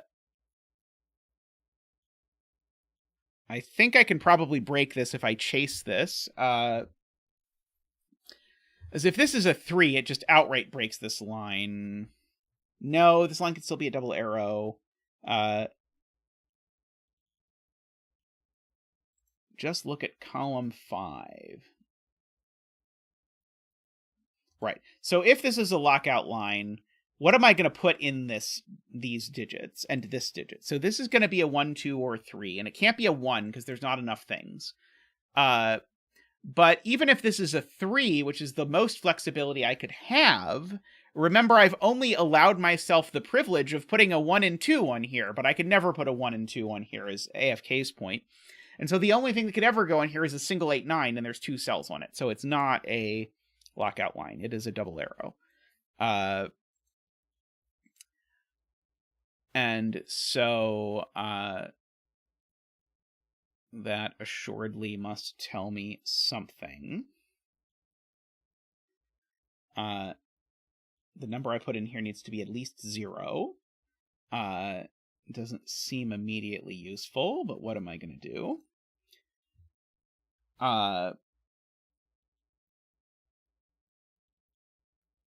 Yeah, it may turn out that there are no lockout lines in the entire puzzle, or that this is the only lockout line in the entire puzzle, or something like that. I do not know yet, but okay. I'm gonna fill in these cells. Oh, that's right. There is one lockout line. You're right. I'd forgotten about that. There is one.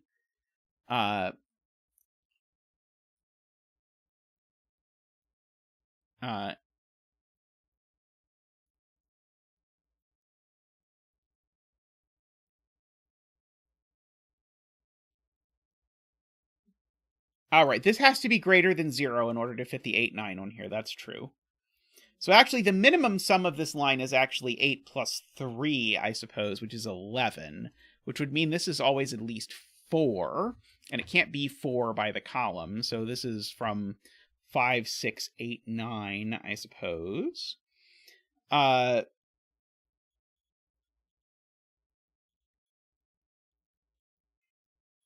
So if this is a 5 or a 6, it definitely forces this to be a double arrow. Oh yeah, it certainly can't be 9. Sorry, it definitely can't be 9 because now I'm making 16, and that's too many because I'd have to make it with a 7 and a 9, and I've used both. If this is an 8, though, these could be 7 and 8, or sorry, these could be 6 and 9, and I'd get by okay.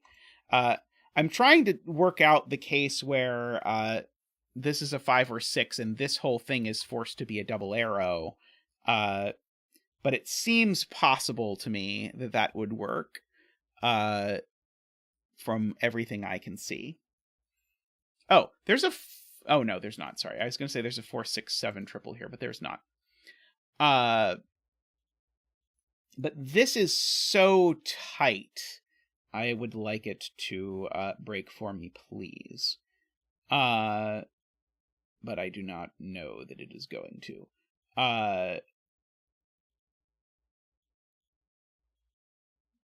If this is a 7, what kind of line is this? I guess it can be a between line without much trouble in that instance, huh? Probably.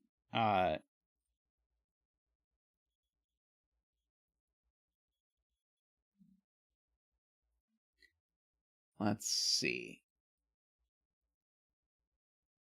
It's not super useful, but no, I don't. I was going to say I know there's a 4 over here. So maybe I should just think through all the options. If this is a 7 and a 5, these need to add to 12. And I guess they could be 3, 9, or 4, 8. I don't think either of those is broken. If this is a 6, these need to add to 13, and so they'd have to be either 4, 9, and they couldn't be 5, 8, so they have to be 4, 9 exactly. And if this is an 8, these would be 6, 9 exactly.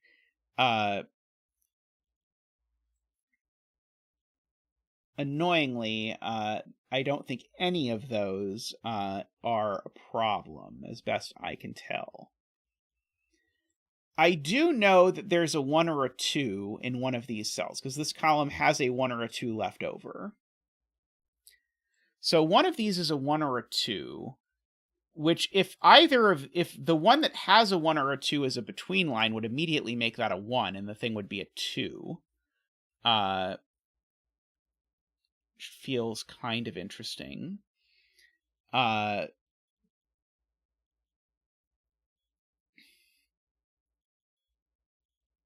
if one or both of these is a double arrow, I can hide the 1 or 2 pretty easily, I think.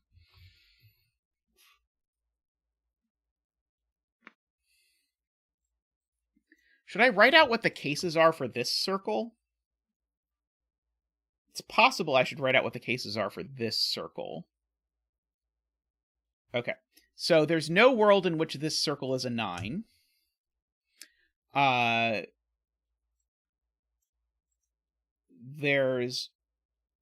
don't think there's a world where it's an 8 either, because I would need these to add to 15, and they can't. It can be a 7 if it's a double arrow. If this is a 6, it's again going to have to be a double arrow. And then the question is, can I make these sum to 6 in 2 different ways? Thank you, Smarkus. I hope you're doing well as well.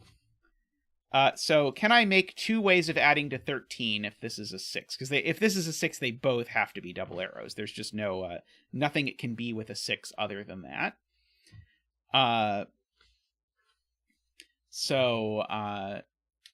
Yeah, I think so, right? Can't do 6, 7. But I could do 5, 8, and 4, 9. 5, 8 there, 4, 9 there. No, I can't. No, I can't, because the 5, 9 looking down. Yep. Right, so this 6 does break because of this 5, 9. I suspect we're off the path that was intended. We had a very beautiful long time where it was very clear we were on the path. We might be off the path now, folks. But right, that breaks because of the 5 and 9 there.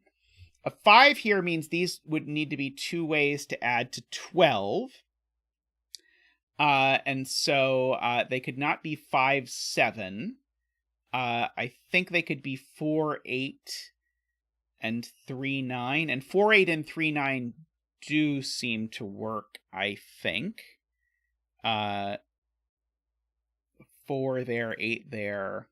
And then the 3, 9, I think, can go in whatever order they please. Nope, can't be 4, 8, and 3, 9 because of that. Right, Garion saw it as I was saying it. Yeah, so that cell right there breaks if these are 4, 8, and 3, 9. So this being 5 actually doesn't work, because if this is 5, the sum is 12, and I need to make 2 different ways of making a sum of 12, and that's not going to work. So there's 2 worlds. Either this is a lockout line, in which case these are 1, 2, 8, 9. Or it's a double arrow, in which case these are 5, 9, 6, 8. Oh, wait. No, sorry. One of them can be a lock. Right, I knew they weren't both lockout lines, but one of them could be a lockout line and have, say, the 8 and the 9 on it or something like that. I think.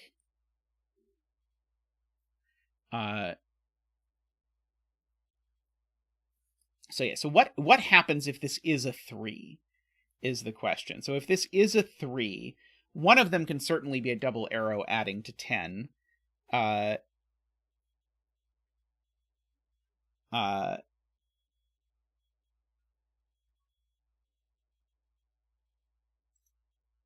Okay, so the claim is if this is a 3, it breaks because I don't have enough things. Right.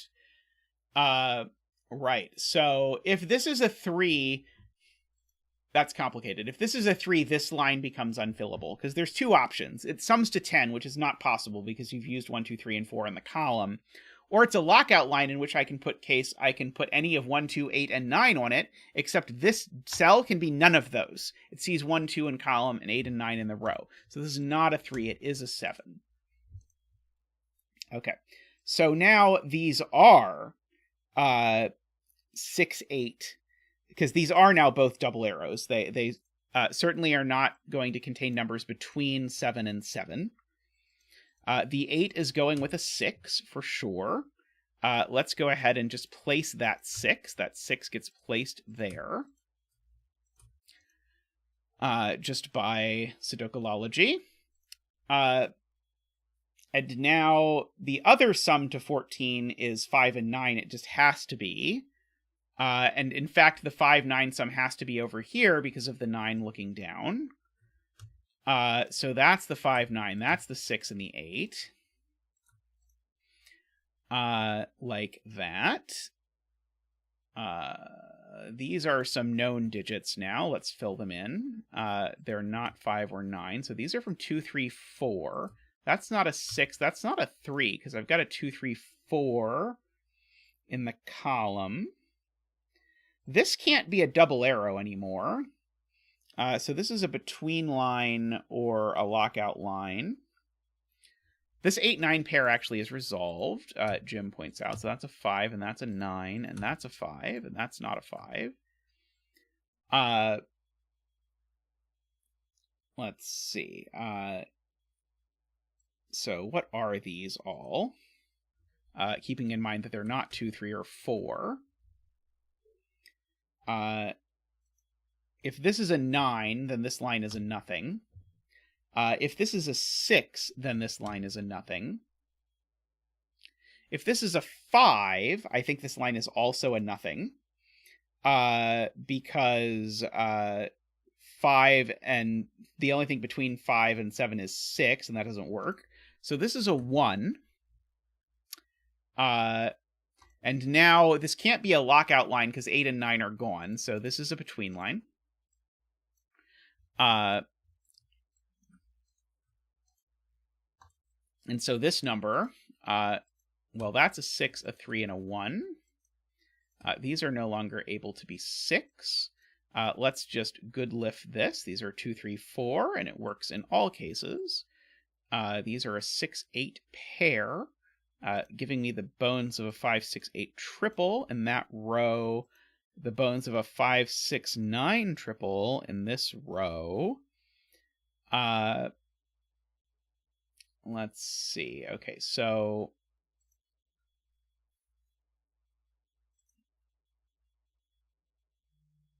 can this... Yeah, this can be a 9 if this is a lockout line, maybe.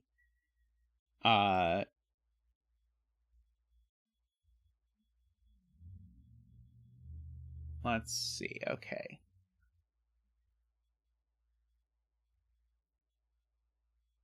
Yeah, we know there's a 1 or a 2 on one of these lines. We said that earlier, but AFK is reminding us, and it's a good thing to keep in mind.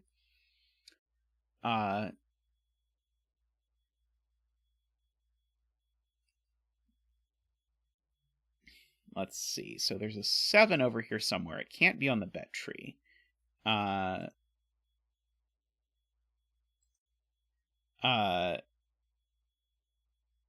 don't appreciate reminders. Even if you see something I saw before, doesn't mean I remember it. I had certainly... in this case, I had completely forgotten about it. Okay, so... Can this ever be a 6? If this is a 6, no. This can never be a 6 because it would have to be a double arrow, and these would have to add to 12, and 4, 8 do not add to 12 with any of those numbers. So this is just never a 6. If this is a 5, I need these two numbers to add to 11. Is that possible? No, it's not. So this being a 5, I think, is also impossible. So I think this is an 8. So that's a 9 and an 8. This is not an 8. That is a 6 and an 8. These are not 6. In fact, that's a 5-9 pair, making that 9-5. Oh, did I say don't when I meant to say do? I meant to say I do appreciate the reminders, because I mean, I think, like, there are so many ways in which having chat around is incredibly helpful, but one of the ways that I find, like, most helpful is that chat remembers things when I have forgotten them. So yeah, so this is a 6-8. It can't be a lockout line. It can't be a between line because both of these can't simultaneously be 7. And so therefore it is a double arrow. I was just happy I got this digit. People want me to now fill these in. And so these two need to add to 14, and they can't do it as 5-9 because this can't be 5 or 9. So they must do it as 6 and 8. So that's an 8 and that's a 6. So that's not a 6 and that's not a 6. Those are a 5-9 pair. Let me fill in this column with only a slight bit of reticence, if you will. So this could be like a 1-3-4 double arrow even.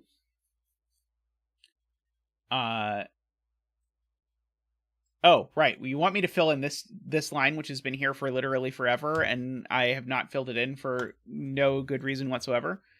I wish I could even say it was like a troll or something. It was just totally I spaced out on this, what this being an 8 meant. So that's a 9 and a 6. That's a 5 and a 9. That's a 5. That's a 9. These aren't 6 anymore. That's not 5 even. This being a 5 tells me this is not a lockout line, because you can never put a 5 on a lockout line. This could very well be a between line. But I think it could still probably get away with other options. This isn't a 6 anymore.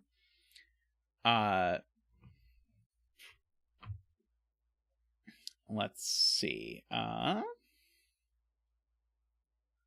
Well, let's just go ahead and mark these cells, because I've marked everything else, so it seems like I'm leaving them out of the game if I don't.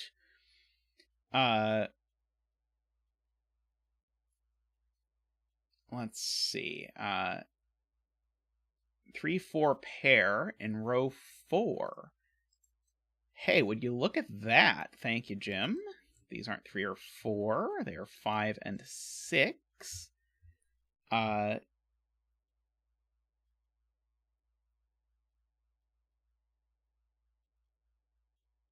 Let's see.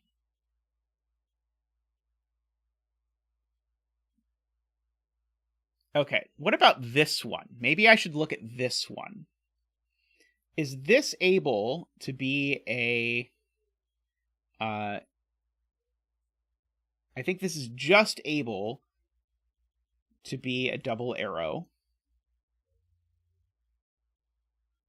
It's certainly able to be a lockout line. It can't be a between line. So this one can easily, I think, be a lockout line or a double arrow. I think this one can easily be a lockout line or a double arrow. Unfortunately. Very unfortunately. I don't think this cell can be a 4. If this is a 4, what goes in the circle? Because if this is a 4, it's now neither a between line... Oh, no, it could be a between line. It could be a 4 to... No, it can't. No, this can't be a 4. If this is a 4, what is this? It's not a double arrow, because the sum is smaller than the digit. It's not a between line, because this isn't 4 away from anything. And it's not... Sorry, it's not a lockout line because of that, and it's not a between line because the only option would be 4, 3, 2, which would break that cell. So this is a 1. Which seems like the most minuscule of deductions. But it is not a 1. Now I guess the question is, what is this 1 telling me? Well, I mean, this could be just about anything if this is a between line, and it could still be a double arrow.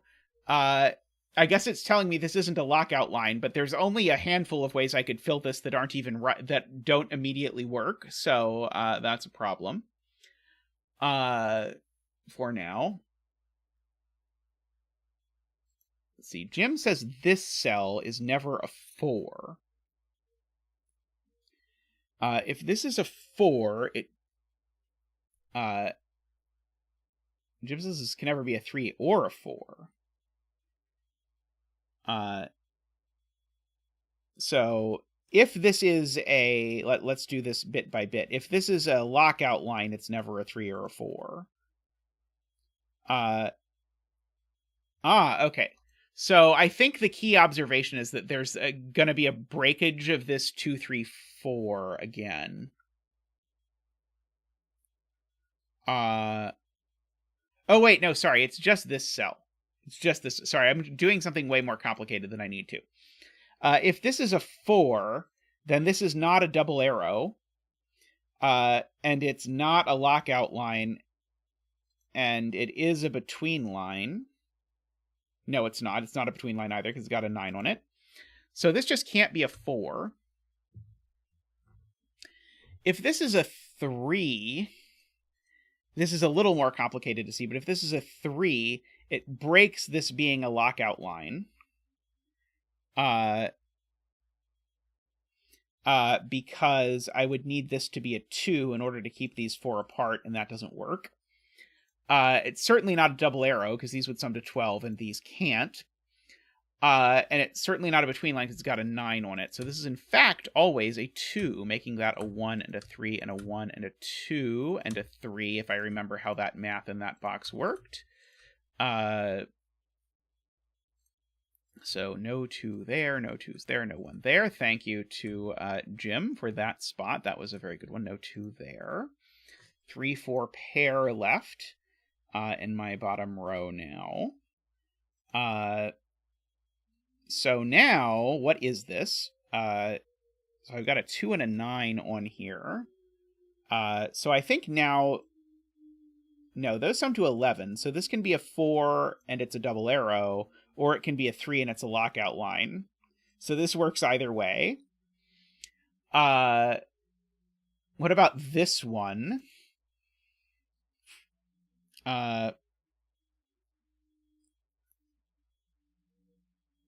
If this is a 4, what is this? And so the thing is, if this is a 4, this can't be a between line anymore.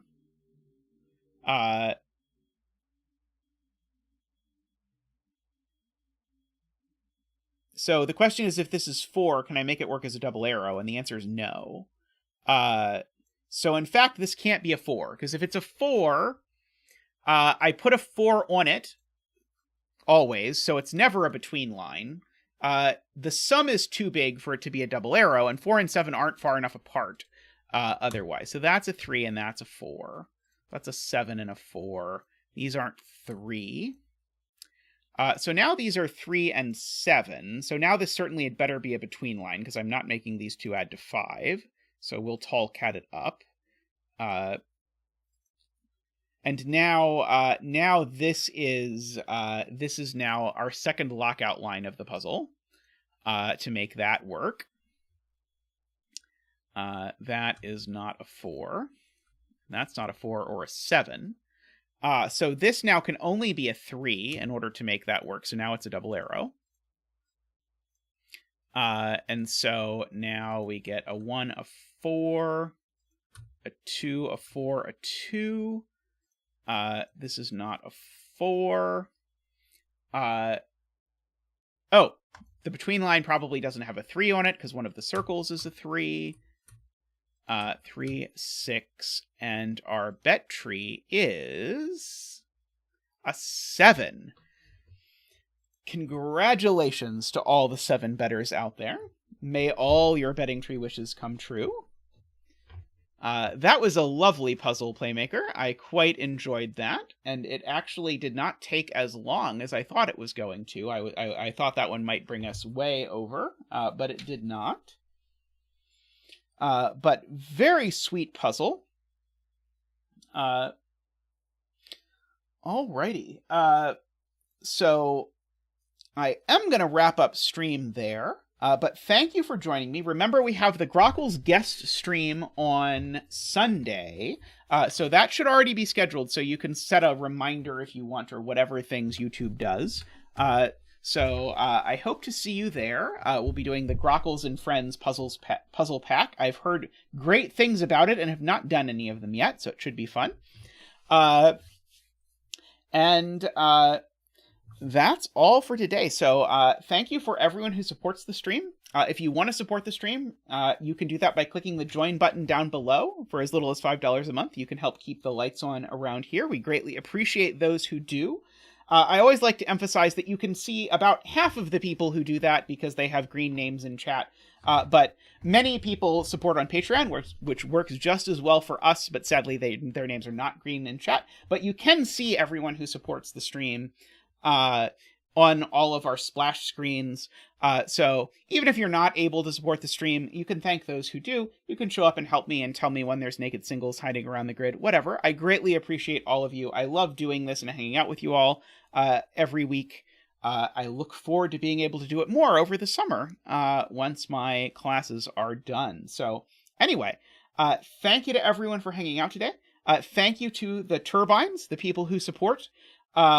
at the top level. So those are David Ratner, Michael O'Connor, Nordy, Franco, Woofer, DDX, Logan Wall, Daniel Silverstone, and Willie. Thank you so much. And to all of you who support me in whichever way you do, thank you for making this possible to be the big part of my life that it is. But that's all for now. Have a wonderful rest of your day, and I'll see you soon. Bye for now.